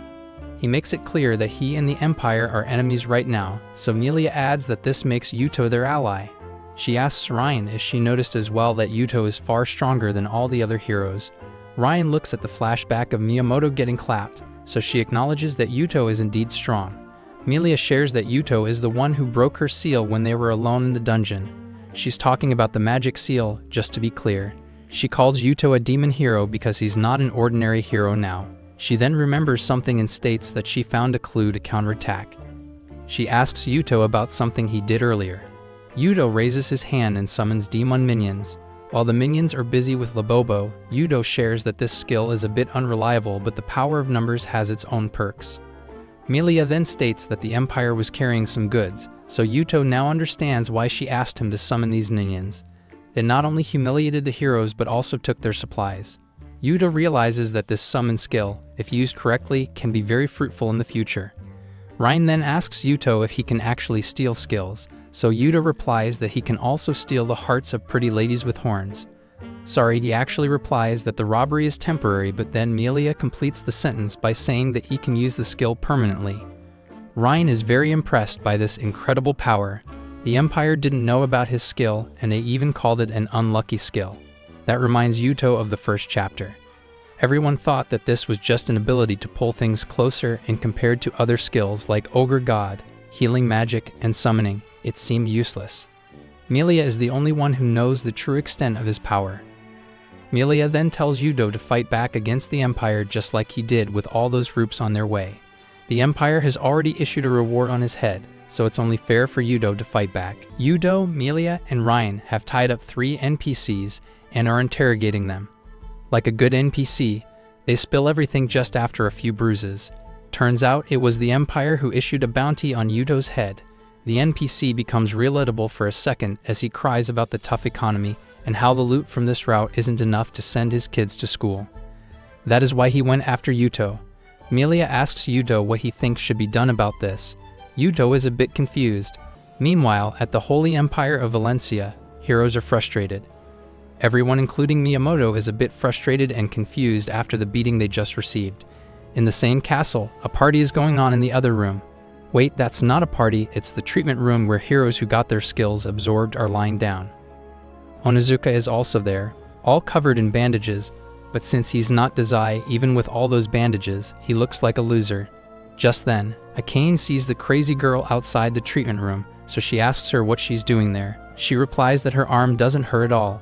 It's like it was never cut off. She thought it was a dream, but she still wasn't able to come to terms with what actually happened. She asks Akane, while panicking about what will happen to them now. She doesn't want to feel that agonizing pain again, which is ironic since she was about to inflict the same pain on innocent demons. Akane is looking at her, amazed at how the turntables. Miyamoto jumps into the conversation, saying that Akane definitely knows something. He, on the other hand, is Jon Snow, who knows nothing.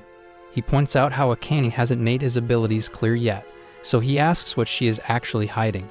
Akane tells him to calm down and repeats that her ability only improves her eyesight a little.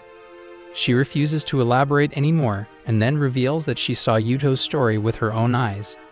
She walks to Miyamoto and asks him if he remembers what Yuto's ability is. Miyamoto shares that it was simply pulling stuff, an ability that is more useless than Pythagoras' theorem in real life. Akane reveals that the Yuto she saw had a long list of skills. Not as long as a list of One Piece episodes, but still long. Everyone is shocked to hear this and also confused since Yuto is only supposed to have one lane skill. However, Akane assures them that what she saw was the truth. That is her ability, to be able to see what others can't see. However, even she doesn't know about stuff that she can't see, such as the happy future of Eren and Mikasa. Miyamoto clicks his tongue and goes to the second stage of mental illness, which is denial. He was first shocked, but now he thinks that Yuto has some cowardly skill. However, Akane corrects him that it's not cowardly. Meanwhile, Minace has regained consciousness but still hasn't fully healed, so she's using the wall to help her walk. Even a wall has a better game than us. She gets close to the hall and hears some classmates talking about whether it's really necessary to fight Yuto. Yuto has sided with demons, which makes him their enemy, but they are wondering if demons really are a threat to them, as they haven't seen any demons eat humans. They wonder what the Empire wants from them. Behind Minace is a mustache guy who also hears the doubts rising in Hiro's minds. Minace then enters the hall and Akane is really happy to see her all good. She asks Minace if she's alright now and that she shouldn't push herself. The guys then notice that lame mustache guy behind her. The type of mustache your barber gives you after Turkey got eliminated by the Netherlands. The guy walks into the hall and mocks everyone there by saying how incredible it is to see all the heroes worn out like a single guy's second pillow.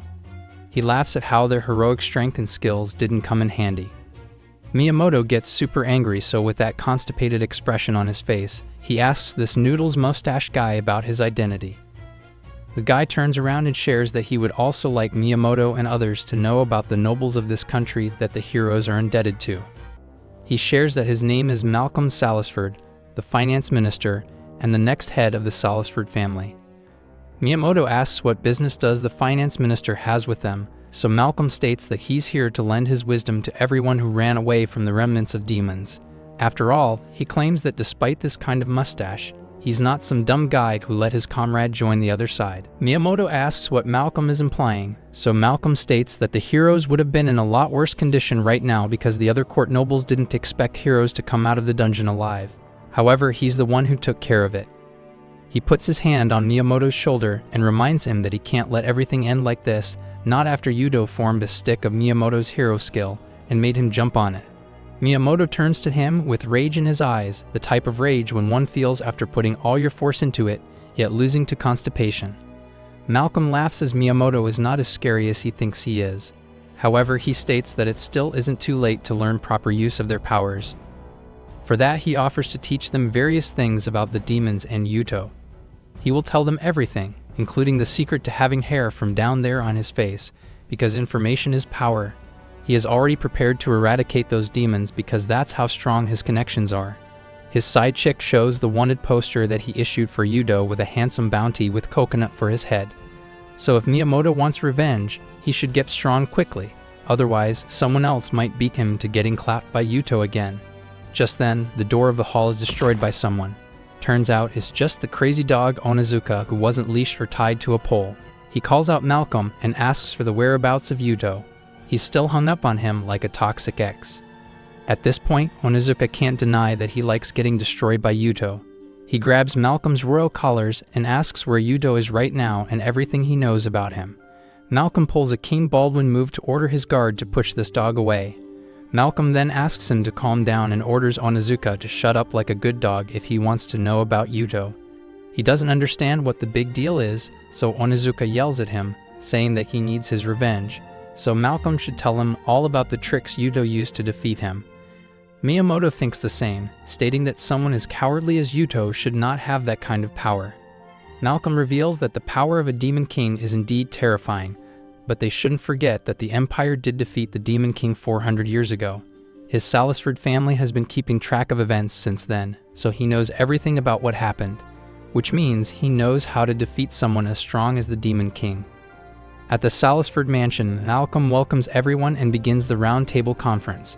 Everyone is sitting like a normal person should, except Onizuka, because his bum is still hurting after that incident with Yuto. He then begins to share about the power of the Demon King. First of all, he wants to talk about the dungeon they visited. Although the Empire calls it an Imperial Underground Labyrinth, the true name of that dungeon is the Dungeon of the Demon King. It was once a city ruled by that demon kind. That place is filled with resentment of the demons and the girl's magical power. He's talking about Melia. That magical power is the reason why monsters keep popping up. The heroes were sent there to test their strength. Miyamoto asks if he's talking about the girl with Yuto, so Malcolm shares that she's the daughter of that demon king. She was sealed in the deepest part of that dungeon, and he wished that the Empire would have just ended her life. The heroes think the same, as she is now more dangerous than ever along with Yuto. However, Onizuka isn't too worried because after all, she's still a child. Not too big of a deal for him. Malcolm reminds him that he did lose to her just a while ago, so he shouldn't act so arrogant. Onizuka claims that he only fought Yuto, which means Melia wasn't strong enough to be on the front lines. Malcolm states that Melia was unsealed by Yuto's power, so he's sure that Onizuka wouldn't stand a chance against either of them at his current level. Akane seems to be thinking about something. The time when she looked at Yuto when he walked away after healing that crazy girl. Her eyes met with Melia's eyes, and she saw something very strange. Minesh notices the frustration on Akane's face. Malcolm continues the yapping session by saying that humans are really powerless creatures. Really weak compared to the demons and the dragons, so they made several weapons for the survival of mankind. One of these weapons is summoning heroes. 400 years ago, the hero who single-handedly destroyed the demons had an unconventional power. He had all the 30 abilities of these heroes in himself. His name was Rie, the real thing. Malcolm adds that when a man acquires true power, his attack will destroy the enemy forces with a single blow. Miyamoto realizes that he just caught a stray. He asks Malcolm if he's calling him weak. Malcolm sugarcoats his words by saying that Miyamoto is not weak, he's the strongest chicken of all time. He's disappointed because the heroes right now are below the level of Malcolm's private army. The classmates can't deny the fact that their mad dog, Onizuka, was held down by Malcolm's guard with one hand. Onizuka realizes that the big guy grabbed him as easily as one would grab walnuts in his pocket, so he starts yelling about how he doesn't care about the Demon King. He only wants to hear about Yuto. However, Malcolm states that he needs to inform the heroes why they are so weak before getting to Yuto's topic. He claims that originally, one can learn the power of their opponents. Hero Rie was summoned to this world with extraordinary power, and the heroic strength Miyamoto has was just one of the basic skills that Rie possessed. Miyamoto is making that top 10 shocking moments face. Rie's power increased and he grew stronger just by looking at other people's skills. In the end, he became so strong that he could not be handled by anyone in this world. These guys have acquired all the skills that were originally in Rie's possession. Therefore, Malcolm reveals that the heroes simply need to unify their powers. Everyone goes silent for a second except Onizuka, who has got the answer he was looking for. All he needs to do is learn the powers of other people. The other people are nothing but flies in his eyes, so he thinks he can easily imitate them, just as he is imitating the role of an MF in this story. The coward sitting at Onizuka's right reminds him that the plate he smashed did not belong to him, but what's more noticeable is that Onizuka used Hike's skill to smash the plate. Miyamoto, for once, is not constipated as he smiles like some guy who understands what he needs to do. Meanwhile, Melia, Yuto, and Ryan are walking around the city while Melia is expressing discomfort in a dress having so much fabric. Yuto tells her to bear it since she can't walk around the city dressed like before. Melia understands that walking around while wearing the formal attire of a demon lord is risky as it would reveal her identity. Yuto nods while thinking about how her identity is not the only thing on display in that attire, but since she won't get it, he decides to stay silent. Ryan then whispers to them, suggesting that they should be more cautious. Yuto thinks that they don't need to worry too much as the wanted poster was only distributed among the thieves and bandits. Ryan feels a bit more satisfied, and they have been walking around for a while now without anyone recognizing them, so it's all good. Ryan states that she is thankful to Melia for leaving a barrier in the demon capital so she can accompany her without worrying about those little demons. Melia counter-thanks Ryan for accompanying her and states that protecting people is a natural duty of royalty. The NPCs we saw earlier in the forest told Yuto and everyone that the one who handed out the wanted letter to them was Malcolm Salisford, the Imperial Finance Minister. He added that Malcolm is an imperial noble who does whatever he wants with the money. He claims that Malcolm is worse than the thieves, and what's even worse than his personality is that earthworm mustache. The bandit shared that Malcolm has a territory near the Empire, and if Yuto and others go there, they will see what kind of pig Malcolm is. Yuto notices that despite being the territory of the nobility's finance minister, the atmosphere here is bad. He mentions the guy who was passing by while complaining about something.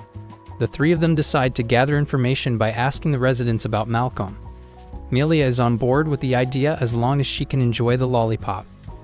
They first ask an old couple of NPCs, and then an NPC carrying a bag, and then some more. After some time, they have fully grasped the situation of this region and the kind of man Malcolm is.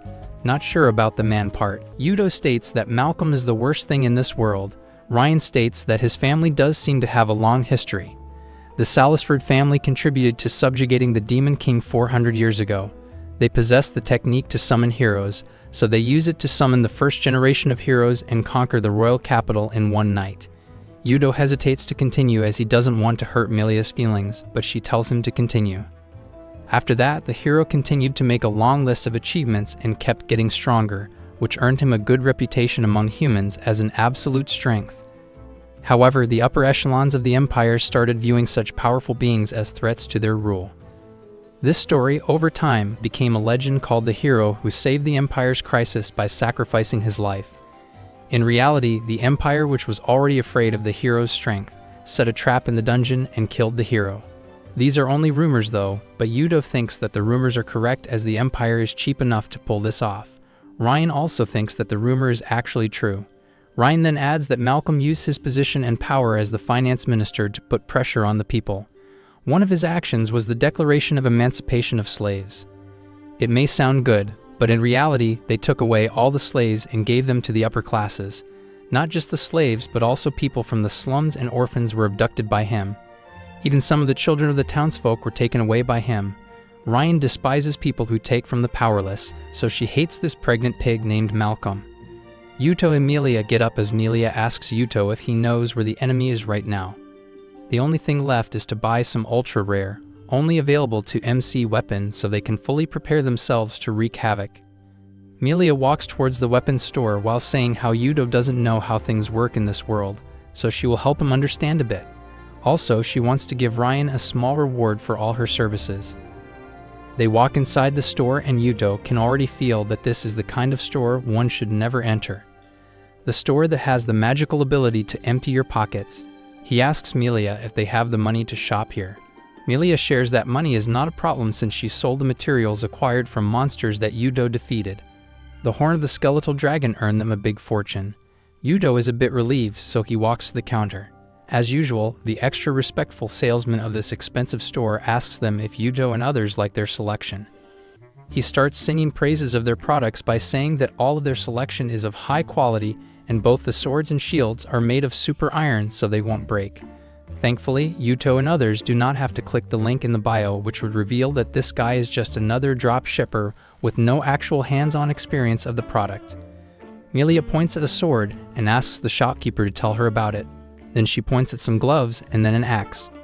The shopkeeper shows everything, but when it comes to the gloves, he states that this product is a magic tool used to manipulate magic powers. However, he adds that the power of the glove cannot be used by ordinary humans. It was originally created in commemoration of the summoning of heroes, so now it's just a decoration piece. However, Yuto immediately states that he will be taking this one. Meanwhile, Ryan is showing her inner beast by going for the biggest she can find. Biggest weapon. She picks out the weapon that should only be used by a Shinigami, or maybe the cast of 50 Shades of Grey. She likes the feel of this weapon and immediately realizes that this is the one for her. Melia asks if that was also for decoration, but the shopkeeper is happy. And a bit nervous too, but mostly happy because he was wondering when a hero with extraordinary power would come to their store. They decide to buy gloves and an axe. However, just as Melia is about to pay, Ryan stops her saying that she was only checking it out, but it's way too expensive to buy. However, Melia ignores her and puts the bag filled with coins on the table. Ryan understands that she must have sold the products from the dungeon. Meanwhile, the shopkeeper is having a hard time packing the products. The shopkeeper then states that their store has many transactions with the Empire, so they always make sure that their quality is top-notch. Therefore, he hopes that Yuto and others will consider them again if they require another weapon. Yuto wonders if Malcolm also buys from this store, so the shopkeeper reveals that he does, but Malcolm's requests are a bit special and unusual. He mostly makes custom orders for their in-house craftsmen to make the weapons that ordinary people can't even carry. Melia asks the shopkeeper to speak more about those weapons. To not sound suspicious, Yuto states that they want to know the Lord's orders for reference. The shopkeeper gets called by the craftsman, so he leaves for a minute. Meanwhile, Ryan asks Yuto if this is what they were aiming for while coming to this store. Yuto smiles as he clarifies that he's not that bright. Just then, the shopkeeper comes back with Malcolm's custom order. Melia and others look at the notes written in the universal gibberish language. Still better than a doctor's handwriting. Melia notices something strange in these notes. Meanwhile, Malcolm is pulling on his aloe vera mustache while saying that his eyes are very sharp. He is in the middle of a true round table conference of all the big shots of the Empire. They're talking about how it doesn't matter if the opponent is also a hero. No matter how badly he was wounded or left behind in the dungeon, they should keep the possibility of surviving in their mind.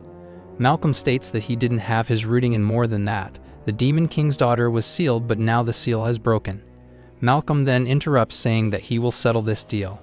A guy states Dennis has already thought about Melia getting free, so the preparations to make heroes stronger are undergoing. But Malcolm states that he doesn't need to rely on the heroes because his private army is strong enough to deal with stray heroes and little girls like Melia. This black shirt guy, Roy, states that it must mean that the knights as escorts are unnecessary. Malcolm agrees as he claims that compared to the hero who never dies, a little girl under a ceiling curse is not worth taking the military. He doesn't want the knights to interfere with his private army. Just then, this clean-shave elite with lots of air pumped into him, Dennis, states that they should conclude the meeting for now. For now, they will leave this matter to Malcolm, including the authority to manage the heroes. Malcolm is glad to hear this verdict as he looks at Roy and rubs it in his face, saying that he should leave this matter to the guy with the ugliest mustache. Roy remains silent as he doesn't seem to be happy with this decision. On his way back, Malcolm could not be more delighted with the look on Roy's face. He talks to his bodyguard about how Roy is very incompetent and that he's superior to Roy in money, power, wisdom, and everything. Moreover, he's closer to Dennis than Roy. He hopes that soon, Roy's seat will become his seat too. Malcolm is back in his mansion, so he asks the butler for the report. He's sure that the stray hero must be dealt with by now after he issued that hefty amount. Without him, taking care of Melia is just an ordinary task. He asks his butler if Melia is also dealt with or not. However, the butler reports that not a single bandit or thug has arrived to claim the reward. Malcolm is not very pleased with this news, so he gives his butler a wife from 1950s treatment. He puts his foot on the butler's hand and reminds him that he doesn't like jokes. He keeps kicking him while reminding him of how much money he has already spent to issue those posters. He's confused as to why not a single report came from all those people. Just then, someone calls out Malcolm. Turns out, it's his father. The one guy Malcolm is terrified of is his father. Being Asian, he has always longed to get praise from his father. He informs Papa Salisford that he has been formally given the duty to subjugate the stray hero. He assures Papa Salisford that everything is going well. However, Papa Salisford warns Malcolm not to underestimate the hero too much. He should remember that he lives in the middle of people who don't like him. Malcolm states that his father doesn't need to worry about him. Instead, he should focus on the mustache that might choke him. Malcolm then heads off to this locked room. He's frustrated at how all those useless people weren't able to accomplish anything and regrets relying on them. He's in some jail type of room. The butler asks Malcolm if he plans to use these children. However, Malcolm states that he doesn't need to go that far for a little girl who escapes the seal curse. However, he looks at the beasts inside the cage with an evil smirk on his face. The kind of smile one has when he has final stage main character syndrome. He says that he will use these beasts when the time comes. After heading out of the weapons shop, Melia states that they should now head for the forest. Ryan is confused as they are supposed to avoid the forest because of those wanted posters issued by Malcolm. However, Melia states that it would be fine because they aren't weak enough to be bothered by some insignificant NPCs. Yuto then asks Melia why she came here. Melia reveals that she intends to scatter some bait in this forest. She wants to throw some bones so the dogs come here. She asks Yuto if there are any decent people among the heroes, someone like Yuto who would switch sides when told the truth. Yuto thinks about it, and he doesn't consider himself decent, but if he were to pick someone from his class, the only one to pop up in his mind, the only one who was against leaving Yuto to die, is Menes. Melia tells Yuto to calm down as she is not looking for someone exactly like him. Ryan asks Melia what she plans to do, so Melia reveals that she's thinking of them to help remove the problems of people in the territory. Yuto asks if she plans to let the heroes take the role of defeating Malcolm. Melia adds that no matter how evil Malcolm is or how absurd his ruling policies are, there's nothing they can do in the territory of the finance minister. However, Yuto understands that heroes who are already seen as outsiders can act against him on the basis of his poor rule. Yuto thinks about Akane, Minace, and some other classmates who are likely to help the people for sure. Melia then approaches Ryan and asks her if she's against this idea. Ryan is not too comfortable, as she hesitantly states that since Yuto was a hero too in the first place, she has to consider the possibility of other heroes having a pure heart unlike Onizuka or Miyamoto or that crazy girl. She then asks what the bait is. Just then, Melia senses something in the bushes. She uses black burial to catch the intruder and tie him up. She then reveals that this right here is the bait. She tells Yuto to make sure the bait is set up perfectly. Yuto approaches the bandit and asks him if he knows about the heroes. Since the guy's mouth has been shut, Yuto doesn't wait for the answer and proceeds to talk. He tells him to pass on a message to any hero, preferably a girl hero, because he knows the only approachable girl would be Akane. He then gives the message. He states that the finance minister Malcolm Salisford is illegally capturing slaves and making their lives hell for fun. He asks the bandit if he understands the message. The bandit nods, so now that he's untied, he asks if they are actually going to let him go just for this. He doesn't want to lose aura points by dying while running away. Yuto nods and warns him that there won't be a next time. Yuto then asks him if he has any friends, so the bandit replies that he is not going to sell them out. Take a moment to pay respect to this legend. Yuto assures him that he doesn't have to sell out his friends. He just has to pass on this message to his circle. Yuto reveals that they intend to deliver information to the heroes, so the more people hear about it, the better the chances of this information reaching some hero's ears. The bandit promises to deliver the message, saying that all his friends have marks on their bodies, so even if Yuto and others come across them, he doesn't want them to hurt his friends. The goat NPC then leaves. Yuto and Ryan nervously laugh at seeing Melia telling the NPC to leave now. They are impressed and a bit scared of her dominant characteristics. Ryan praises Yuto as well, and the three of them decide to move on. Ryan asks if they are going to continuously do this, so Melia shares that they have already finished gathering information on the finance minister, so all they need to do now is lure him in and strike. Ryan understands the plan, as she also notices that Malcolm's character is not the type to call for reinforcements, as he is too prideful for a balloon with 2 eyes and a shoelace. Meanwhile, at the training ground number 1 in the finance minister's territory, the heroes are doing their best to get stronger. They are coordinating with each other to learn and share skills. Just then, everyone's attention diverts to Miyamoto, who shows some characteristics of Thor's illegitimate child. He's really enjoying it, and since it's Miyamoto, the other classmates won't leave this opportunity to let him become their father. They praise him by saying the same NPC dialogues that he's really amazing and he really knows how to make a power his own. Compared to Miyamoto, the classmates can't help but be disappointed in that mad dog. Onizuka is barking about how everyone is having a hard time with learning other abilities and how they only have basic abilities. This classmate is trying to tell this small brain that they are doing their best, but Onizuka keeps barking. This makes them wonder what's smaller, Onizuka's brain or Onizuka's den. Never mind. Akane is looking at everyone from the sidelines, and she feels that only a few of the heroes are actually motivated. Minish tries to defend them by saying that everyone is trying their best. She also needs to become stronger, so this time, she can bring back Yuto for sure. Both Akane and the girl beside her give her a blank look.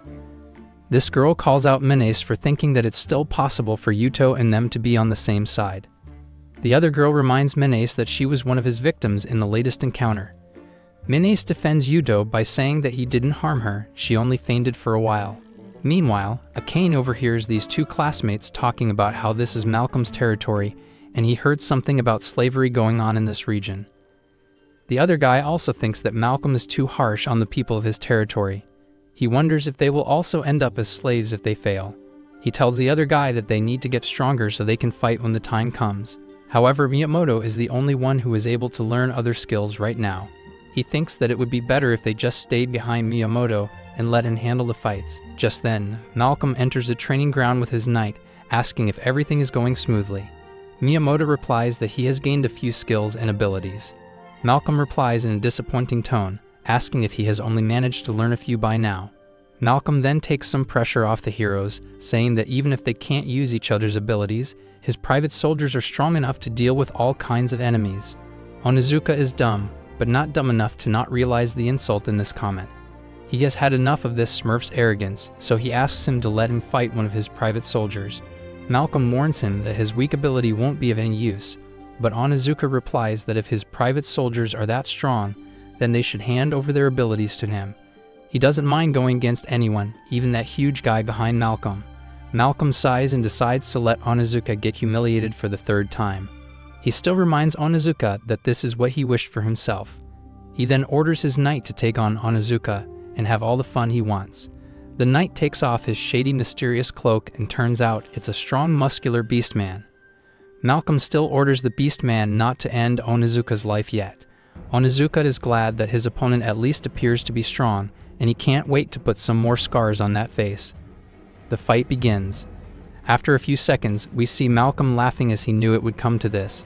The Beastman is standing with no bruises or anything, whereas Onizuka is on his knees, covered in blood. Everyone is shocked to see how strong the Beastman is, but they are not shocked to see Onizuka get beaten up, because it happens every now and then.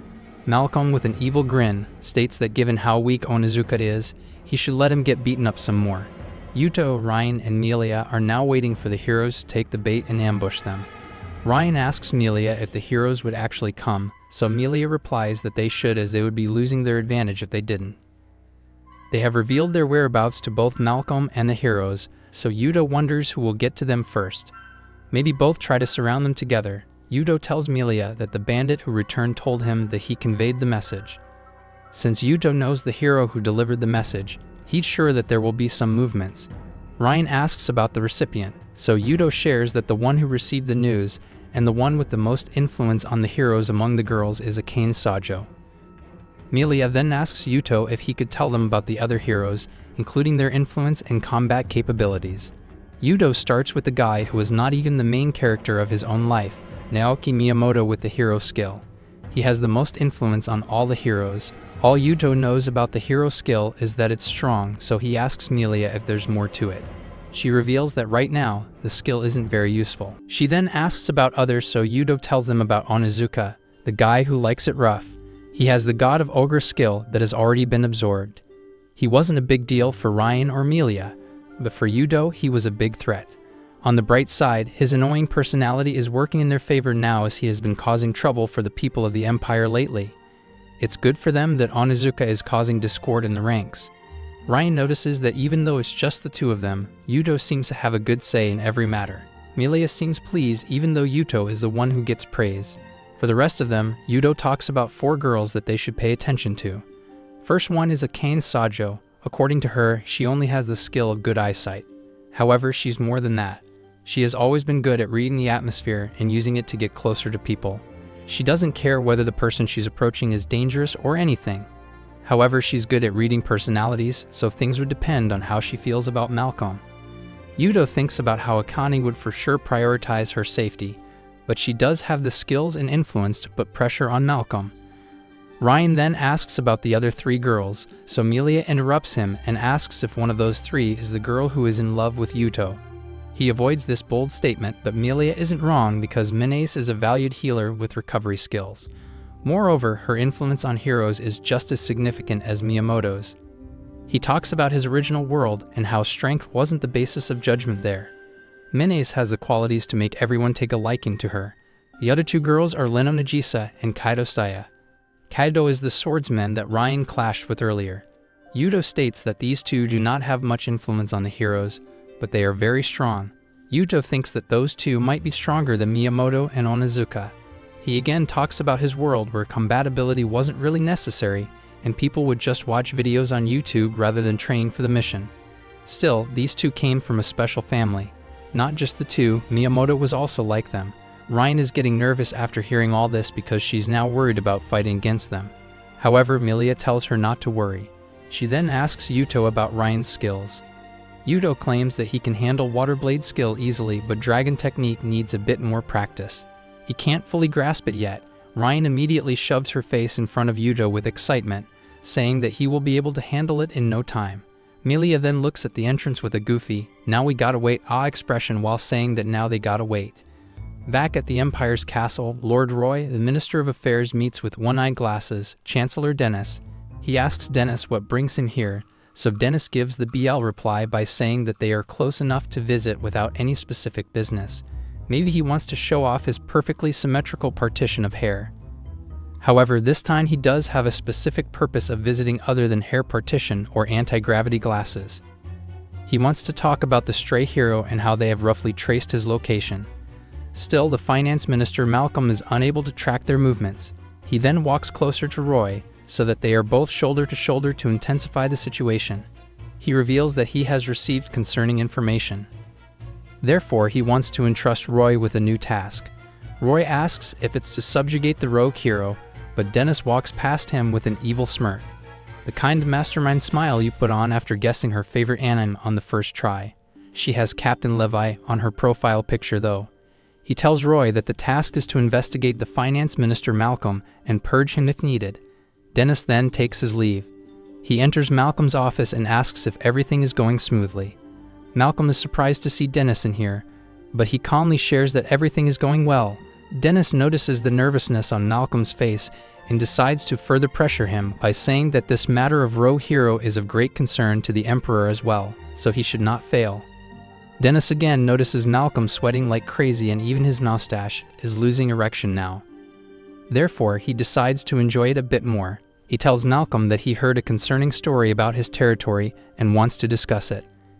He brings up the conflict with the beastmen in his territory, and before Malcolm says anything, Dennis states that he knows there are hardly any traces left. However, the beastmen aren't fully eradicated yet. The Empire struggled a lot to develop that land, and even though the beastmen were really strong, Malcolm's family demonstrated great bravery. However, Dennis reminds him that the beastman bloodline threatens the Empire, so they need to be eradicated as the first priority.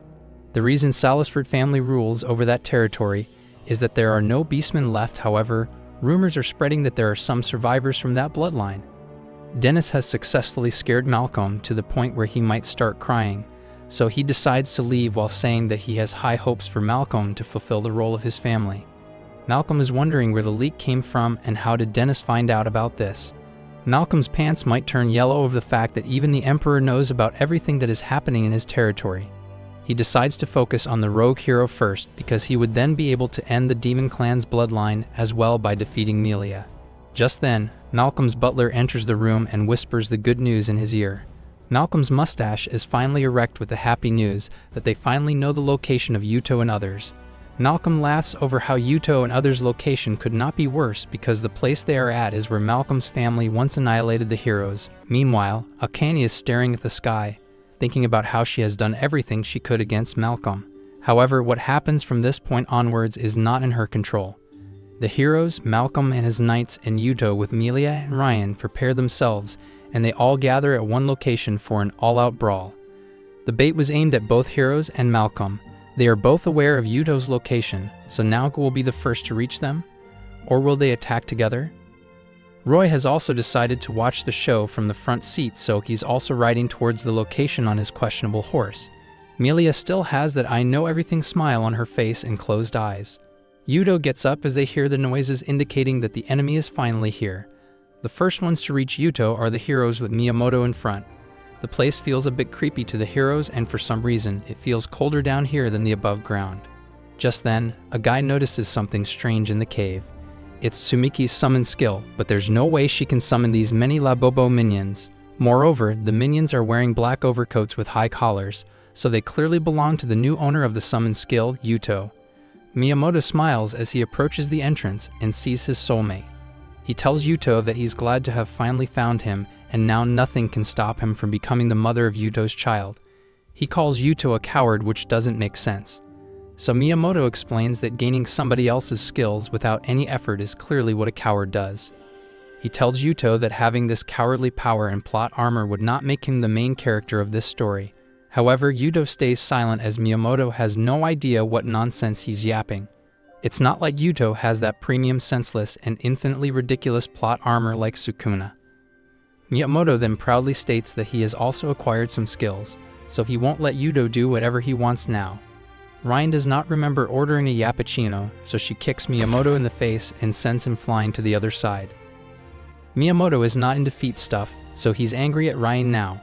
He then notices Yuto and Milia walking away, so he yells at him saying that he should not run away. Ryan tries to attack Miyamoto again, which he barely dodges. She tells him that Yuto is not getting away, he's just clearing the space for Ryan to deal with Miyamoto, because someone as weak as Miyamoto is not worth Yuto's time. Miyamoto and Ryan go head to head, and while their attacks clash with each other, Milia looks at Yuto to say something to him without saying any words. Yuto understands whatever she's trying to say. He then explains us viewers that their goal is to bring down the Imperial Treasurer Malcolm Salisford, as they intend to expose his slavery laws in front of heroes.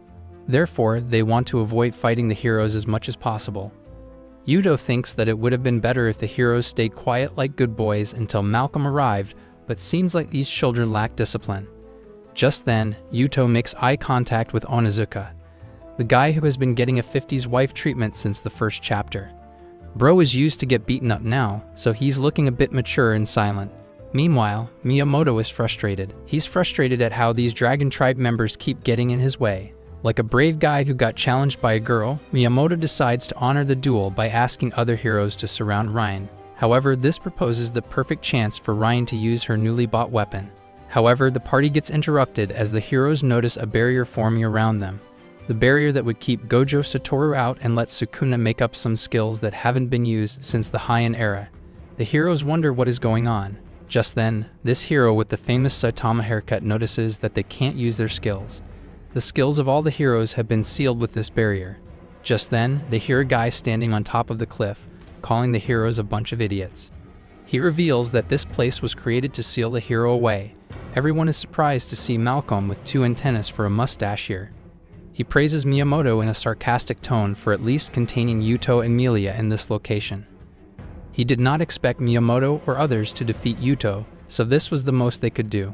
He then points above and tells everyone to enjoy the scenery of that monument that contains a barrier to seal away the skills.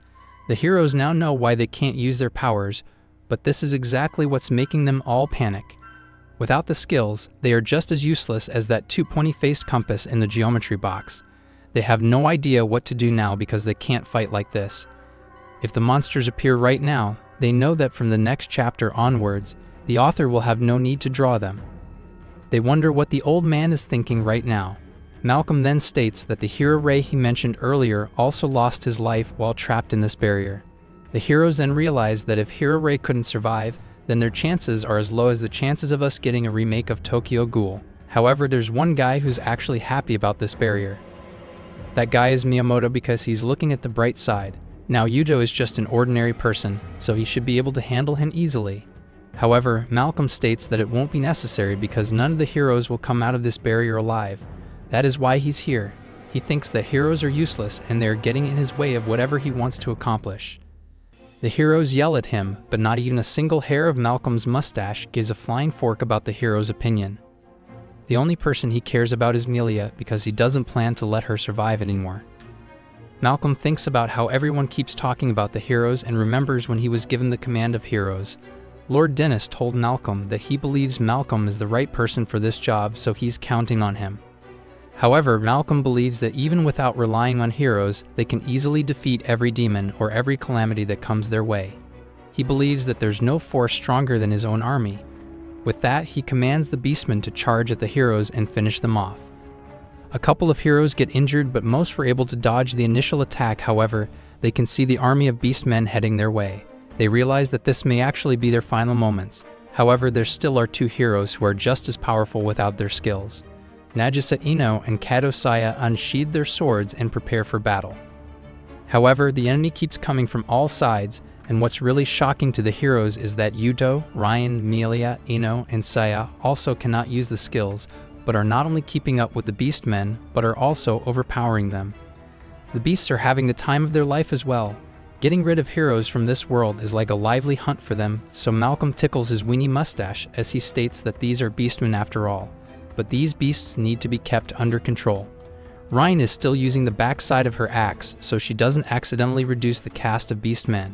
She asks Yuto whether they should defeat the beastmen, but Yuto claims that it's not necessary since the beastmen aren't at fault.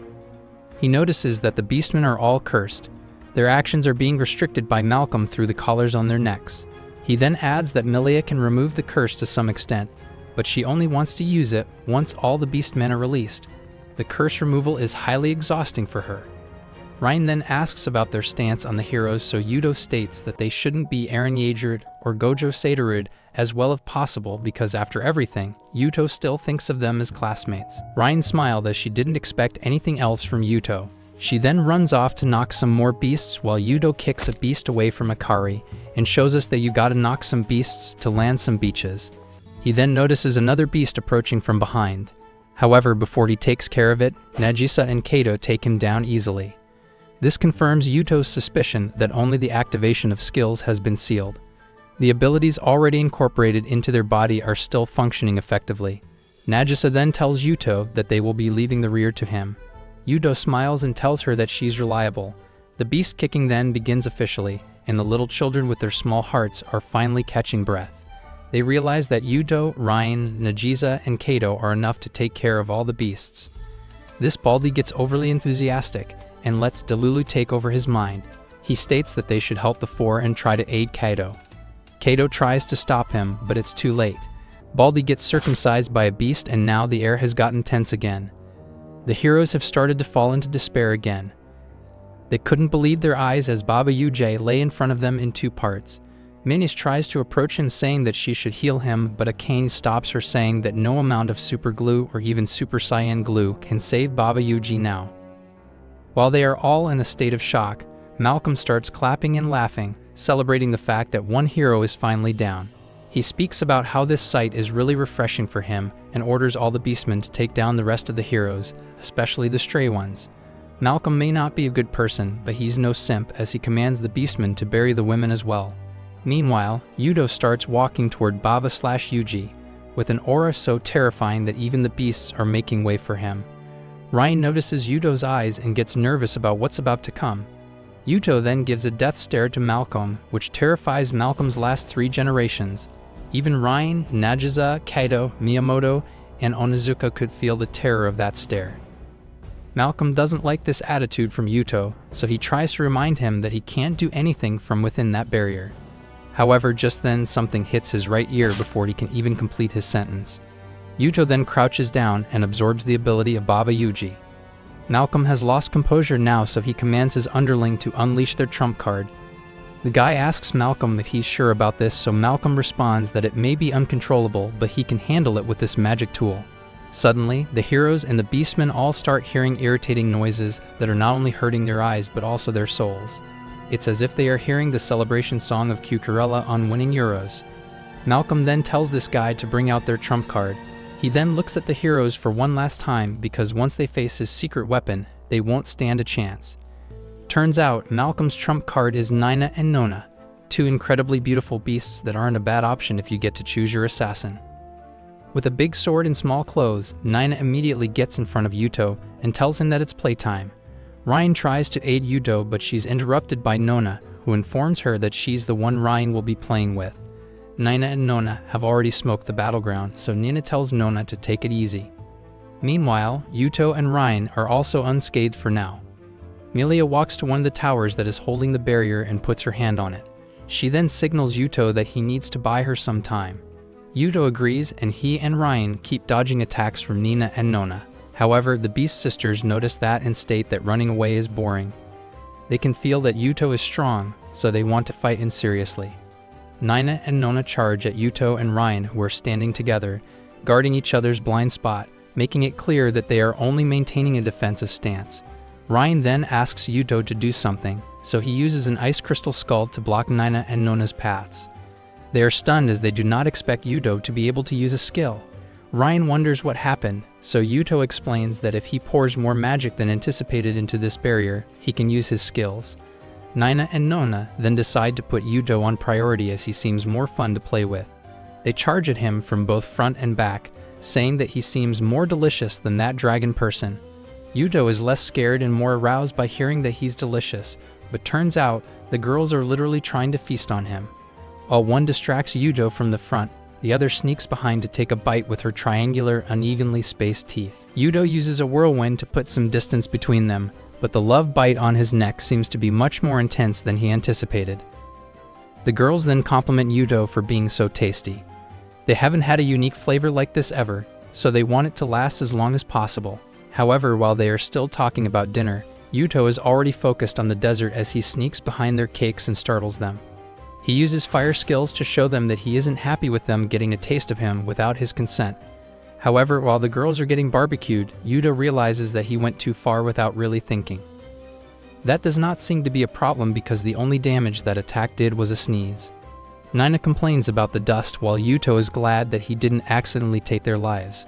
Meanwhile, the other heroes are confused as if they are watching the ending of Inception. For them, the fight between Yuto and Nina Nona is like watching Seiki K. The speed is too fast for their peanut-sized brain to process. Their views about Yuto are changing as they realize that they might have underestimated Yuto. They remember their mission and how they came here to defeat Yuto, but seeing how he's fighting even with the barrier is too much. They wonder where they can find red lipstick and white powder so they can paint their faces like a clown. They realize that there's no way they can defeat Yuto. Just then, Malia tells Yuto using telepathy that it's fine now. He has succeeded in buying her enough time. She uses the seal reversal technique and changes the target from hero to beast. She then restarts the skill and suddenly, all the beasts find themselves without their skills. The beasts fall unconscious, and while Nina and Nona fall in Yuto's arms, the heroes feel their strength returning to them. Seeing that the beasts look much weaker than before, one of the NPC heroes wonders if he could take a beast down. He points his sword at the beast and tries to make his exit from the manga. However, Kato stops him, saying that there's no need to do this now. Miyamoto sees that this is the best opportunity to do number 2 from his mouth. He calls out Kato, saying that the beasts are their enemy, so definitely should use this opportunity to take their lives. Before Miyamoto can continue stinking the whole battleground with his smelly words, he finds Yuto, Melia, Ryan, Nagiza, and Kato against him. The 5 of them are ready to use their skills against Miyamoto if he tries to harm the beasts. Miyamoto gets irritated at Yuto again, and while clenching his teeth, he asks Yuto why he always has to disrupt the situation and act on his own. He goes into flashbacks about how Yuto walked away, and even before coming into this world, he remembers the time when he laughed at Yuto for stopping to pay his respect to the cat that didn't make it through. However, he then saw everyone including Minace and Baba Yuji around Yuto despite him not paying any attention to him. Miyamoto, who thinks of him as the main character of this story, starts his rant. But Kato interrupts him, saying that this just means that Yuto didn't do what Miyamoto wanted him to do. She then asks Miyamoto if he really likes to control everything, and how does he plan to resolve this issue.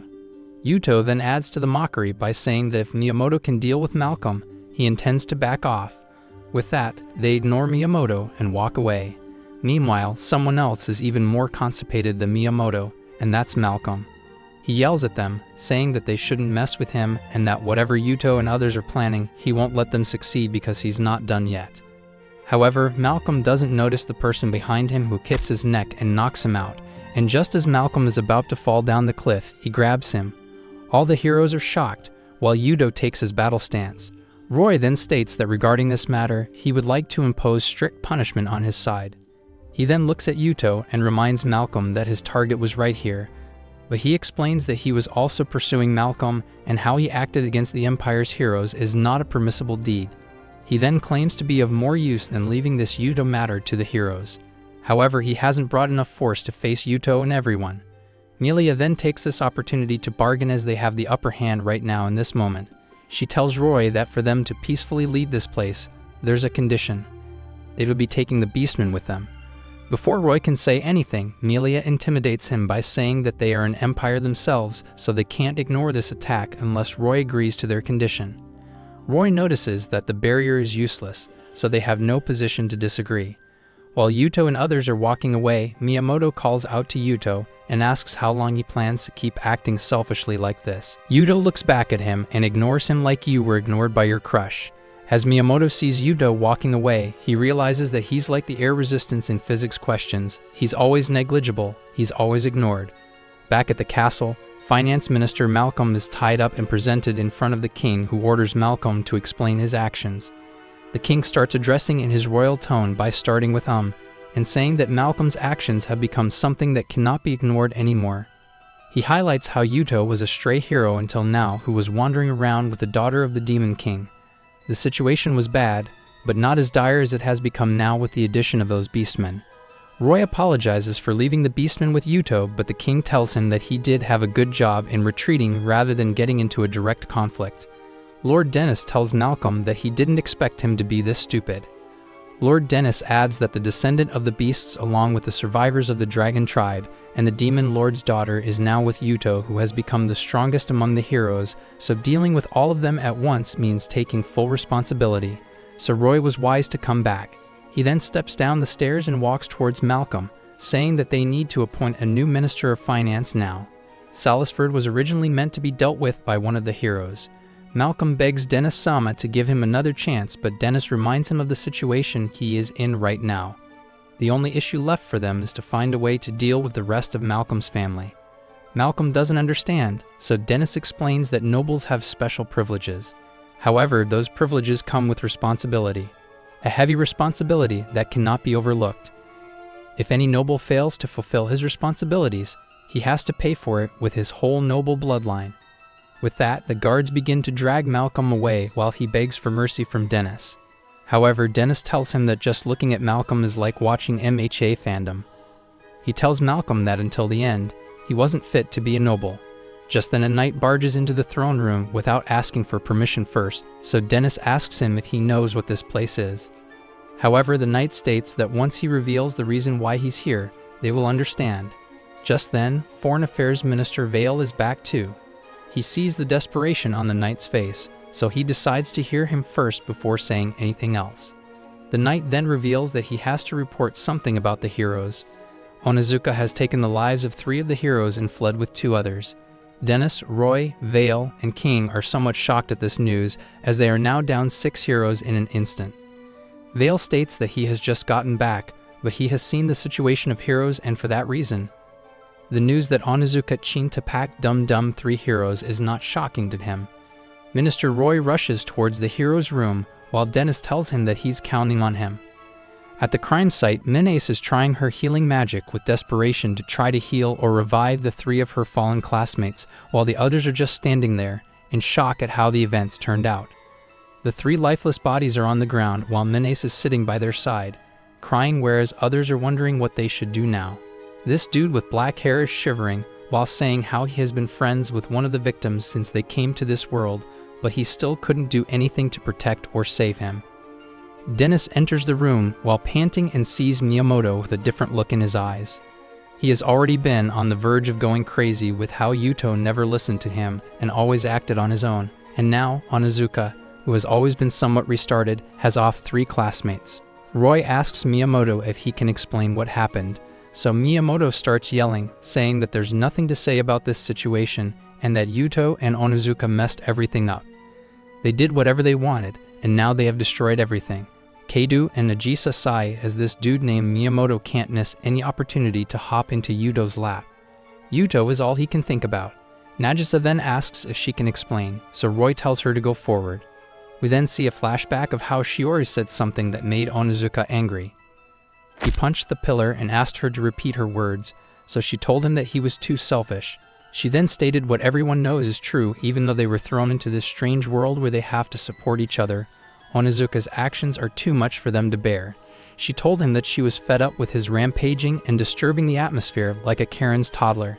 She told him to grow up, but Onizuka, who's barely a guy, decided to act like an uncultured swine from the 50s by punching her to shut her up. He hit her right in the face, and before anyone could react, Shiori's eyeball bounced off the ground while her head was all smashed. The one most confused about it was Onizuka himself, as he just wanted to shut her up for now, not for all. He didn't even touch her face yet. Other heroes started screaming while Onizuka came across a strange new feeling. Any normal person would regret his actions, but not this psychopath, as he started laughing while claiming that it feels good to be a man. Bro's father messed up his ideology of masculinity before walking out of his life to get milk. When the other 2 tried to hold Onizuka responsible for his action, Onizuka used his newly found Bluetooth smash power to squeeze both of their heads as well. He was now enjoying it more than ever and had already claimed a hat-trick. Mine stepped forward to stop Onizuka and use her healing magic, but Onizuka realized that Mine's had a stealing-worthy skill, so he extended his hand to smash her and steal her skill. However, Kato and Nagisa immediately stepped forward, and even for a brainless guy like Onizuka, it is obvious that Kato and Nagisa shouldn't be messed with. Nagisa then ends the story by sharing that Onizuka disappeared after the two of them entered the room. He also forced two of the heroes to go along with him. Miyamoto adds that those two often hung out with Onizuka, so they must be just as selfish as him. Roy fully understands the situation now and starts thinking about something while noticing the frustration on Miyamoto's face. Meanwhile, Yuto and Melia bring all the beastmen to the demon capital Arganum. Melia then sees Ryan's family and says how she has got a really huge family. Yuto doesn't mind bringing the beastmen here, but he still asks Melia if they are also going to live here with the demons and beasts. Melia says that they will, but this time their lives are going to be different than before. Yuto asks what she means by that, so Melia shares that she's going to make this a new country. Ryan and Yuto are surprised and amazed with Melia's grand ambition, but more than that, they are impressed as it feels right to do so. However, Melia knows that it will take some time for them to establish a proper country, but now is the perfect time to place the first brick. Yuto thinks about how the Empire has lost a minister who supports their country and a hero, so they would definitely be in chaos for a while, which makes it the best time for them to establish a country. Yuto doesn't know that the Empire has now lost 7 heroes instead of 1. Yuto asks if it's going to be where the demon territory was originally located, so Melia states that it would. However, she first has to make a city for demons. Upon hearing the words Demon City, Ryan thinks about her childhood memories of the Demon City and blushes over the nostalgia. Yuto asks Melia what he should do to help her fulfill this ambition as soon as possible. So Melia thinks about it for a while, and just as she is about to answer, Yuto gets jumped by Nina, who's excited to hug her delicious Oni-chan. Yuto is slammed into the wall while Nina and Nona greet good morning to him. They have just woken up since their last fight. They tell him that they are hungry, but Yuto tries to shake them off, saying that he's not their food. Ryan and Melia smile as they notice how Nina and Nona have taken a liking to Yuto. While Nina and Nona are feasting over Yuto, Yuto notices the big guy among the beasts and walks toward him. He tells him that they are going to build a country, so the beast replies that this may not be as easy as it sounds. However, Yuto claims that since Ryan's father was the head of beasts and Melia's father was the demon king, he thinks that it would not be as hard as it usually should be. He adds that it's just his intuition, but he thinks that Nina and Nona are also from the same lineage. The big beast looks at Nina and Nona, who are wondering why the Yuto they were feeding on is turning into rock, so Yuto states that it's just his intuition. The big beast smiles, and says that Yuto's intuition is on point. However, they are the same as demons and dragons. He then uses this opportunity to sneak in his flashback by saying that they are a small group that he has been living with. They were originally a group of special individuals among beastmen and were different compared to others. Big Dude then shows an example of his power, saying that he's way more powerful than other beasts because he belongs to that group. However, even among that small and strong group, these two girls, Nina and Nona, were special. Their predecessor was a very nice person, and not just nice, she was very strong as well. However, her sensitive nature made others believe in her as their leader. With her gone, the Big Dude decided to follow Nina and Nona. The beastmen may not be interested in the creation of a demon country, but Yuto states that as long as they want to be independent, it's fine to him.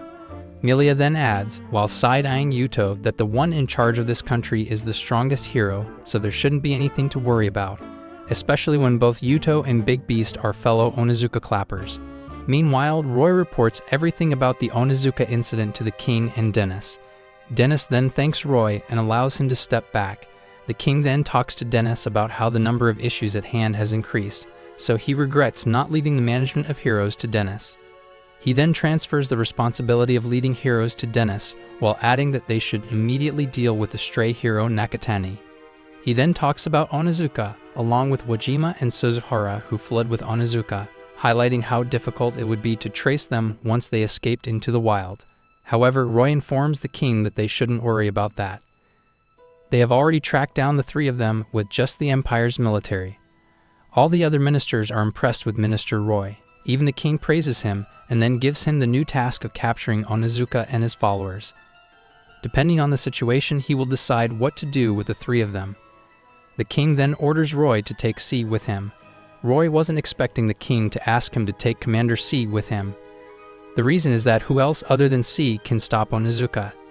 Dennis adds that even Commander C thought that the three heroes were difficult opponents, so he asks if the other heroes can join the subjugation team under his control. Valai likes the suggestion, and since he was in charge of the Black Wolf army, he thinks that it would be a good idea to entrust the strongest army to Minister Roy. The king then turns to Valais and makes sure he knows his role, which is to negotiate with Nakatani Yuto. He then asks Valais why he's willing to give up on the Black Wolf army, so Valais states that they need to put all their cards together to ensure victory.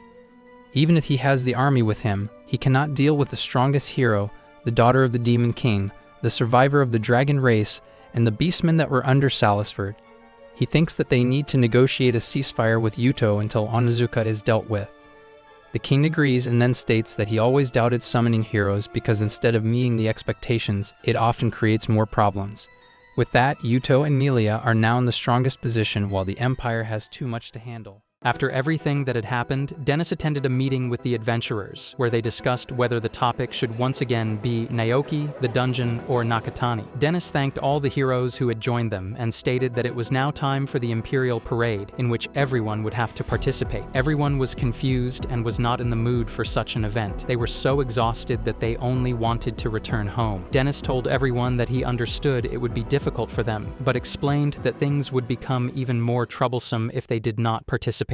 A female hero asked what he meant. Dennis explained that Nakatani had originally been a rogue hero, and that all of his actions had been driven by greed. However, the three people who had become rogue heroes alongside him were completely unpredictable. As a result, the Empire had no idea what those three were doing, and the rogue heroes were currently considered insignificant in terms of numbers. The female hero standing before him wondered if he meant that he wanted everyone to believe that the heroes participating in the parade were the only heroes serving under the Empire. Dennis explained that if the rogue heroes caused a commotion before any information about them became known, the reputation of the Empire's heroes would surely be damaged. Miyamoto did not think it was fair and commented that it was all because those other heroes were acting selfishly. Dennis agreed and approached Miyamoto, saying that they could change the situation through their own actions. He continued by explaining that he had wanted to reveal this plan long ago, but had missed the opportunity. However, he said that they were now the Empire's heroes, so they had no reason to feel ashamed no matter where they went. He added that the leader of the group was none other than Hiro Miyamoto. Dennis further explained that it was a fortunate miscalculation. From the public's perspective, there were already many heroes, but people would still be surprised and confused to see such outstanding heroes return alive. Silence filled the room. After a while, the woman wearing the strange cap wondered what was happening with the rogue heroes. Dennis explained that Onizuka and the other three would be dealt with by Minister Roy, while Valais had already left to negotiate with Nakatani. Akane then wondered whether Valais and the others would return safely after the negotiations with Nakatani. The scene then shifted to Nakatani, who was pleased to see that the demons and the beastmen were getting along very well. However, he still did not know everything that was needed to build a proper country. For the time being, his main goal was to ensure that everyone shared the same objective of making the land peaceful. Nakatani looked at Ryan and commented that some of the knowledge from his original world might prove to be very useful. Rian wondered what kind of life he had lived in his original world. After giving it some thought, Nakatani explained that magical tools had been very common there. Rian wondered what he meant by magical tools, and Nakatani explained that they had created tools that allowed ordinary people to accomplish tasks that would otherwise require magic or special skills. As an example, he mentioned tools that helped people carry heavy wooden logs with ease. With such tools, even a child could do the job effortlessly. Nakatani added that he wanted to build a world like that in this land. Nakatani then helped the children lift a giant log, which amazed Ryan. She wondered if individual strength really did not matter in such a situation. Nakatani reminded her that in his original world, people had accomplished incredible things by using various tools. Those tools had enabled them to perform many tasks and had even been used against enemies. Melia wondered if the heroes in his world had been the ones who created created those tools, but Nakatani denied it. He explained that it had been exciting when only a few people possessed special abilities, but the widespread use of tools had completely changed that concept. Even if he wanted to recreate those inventions, Nakatani felt that it would take a considerable amount of time. However, he believed he could first develop tools for everyday life. For example, instead of washing clothes by hand with magic, they could use a machine to do the work. Suddenly, a new idea crossed his mind: to automate everything. Ryan was surprised and wondered whether Nakatani could really create something like that. Nakatani felt that building a washing machine was possible and believed that other household appliances could be developed in a similar way. However, the biggest challenges were securing the necessary materials, magic stones, and enough money to fund the entire project. Just then, Nina called out to Nakatani and pointed into the distance, where someone was approaching. Nakatani looked over in surprise and fixed the newcomer with a cold stare. The man asked him not to look at him so frighteningly, joking that it would shorten his lifespan. Nakatani then noticed that the person standing before him was an elderly man. The man introduced himself as Valet Samitael, the Minister of Foreign Affairs of the Holy Empire Valencia, and revealed that he had come to negotiate with Nakatani. Valet added that Nakatani did not need to worry, as they would never have come there if they had hostile intentions. Nina and Nona sniffed around for a moment and confirmed that Valet was not lying. Nakatani then allowed Valet to explain the purpose of his visit. They all moved to a meeting room, where Valet revealed that Hiro Onizuka had become a rogue hero. Nakatani was surprised and confused. Realizing that Nakatani knew nothing about the situation, Valet explained everything step by step, leaving everyone in the room astonished. After listening to the explanation, Nakatani wondered whether Valet and the others knew where Onizuka and the other rogue heroes had gone. Valet confirmed that they did. He explained that Roy was already pursuing them, and added that Roy was the most talented individual in the history of the Empire. Therefore, they did not have to worry about tracking the rogue heroes down. Ryan then commented that she did not like the way Valet was presenting the situation. Nakatani agreed with her opinion. Melia then wondered that even if Valet knew where Onizuka and the others were, they still would not be able to defeat them. Valet agreed and explained that this was precisely the reason they had come to meet Nakatani. Ryan was surprised and wondered whether they were expecting Nakatani to fight Onizuka and the other rogue heroes. Valet honestly admitted that this was exactly what they wanted. Ryan immediately warned Nakatani that it could be a trap. Nakatani then wondered whether Valet was asking him to do all of this for free. Valet replied that he was not and presented a list of rewards they were prepared to offer. The first was a ceasefire that would remain in effect until Onizuka was captured or defeated. During that period, the Empire would not launch any attacks against Nakatani. Melia then wondered whether there was anything Valet could offer in return. Valet replied that there was at least one thing he could do. He promised that he would not report what he had witnessed that day to the Empire, explaining that turning a blind eye to the birth of a new nation would be valuable in itself. Nakatani was surprised to hear that a minister of the Empire was willing to overlook the establishment of a new nation. Even so, Ryan still had many doubts about Valet and pointed out that there was no guarantee that he would keep his promise. Valet told her that he had only just begun explaining the terms. Judging from the situation, he believed there was a shortage of supplies for the people living there. Therefore, he was willing to help Nakatani obtain the necessary materials. He further explained that Nakatani would not have to worry about funding his plans, as Valet would provide as much financial support as he possibly could. Nakatani was surprised by the offer. Valet stated that the negotiations were of the utmost importance because the fate of the entire empire depended on them. Melia commented that she did not know whether they truly understood the situation,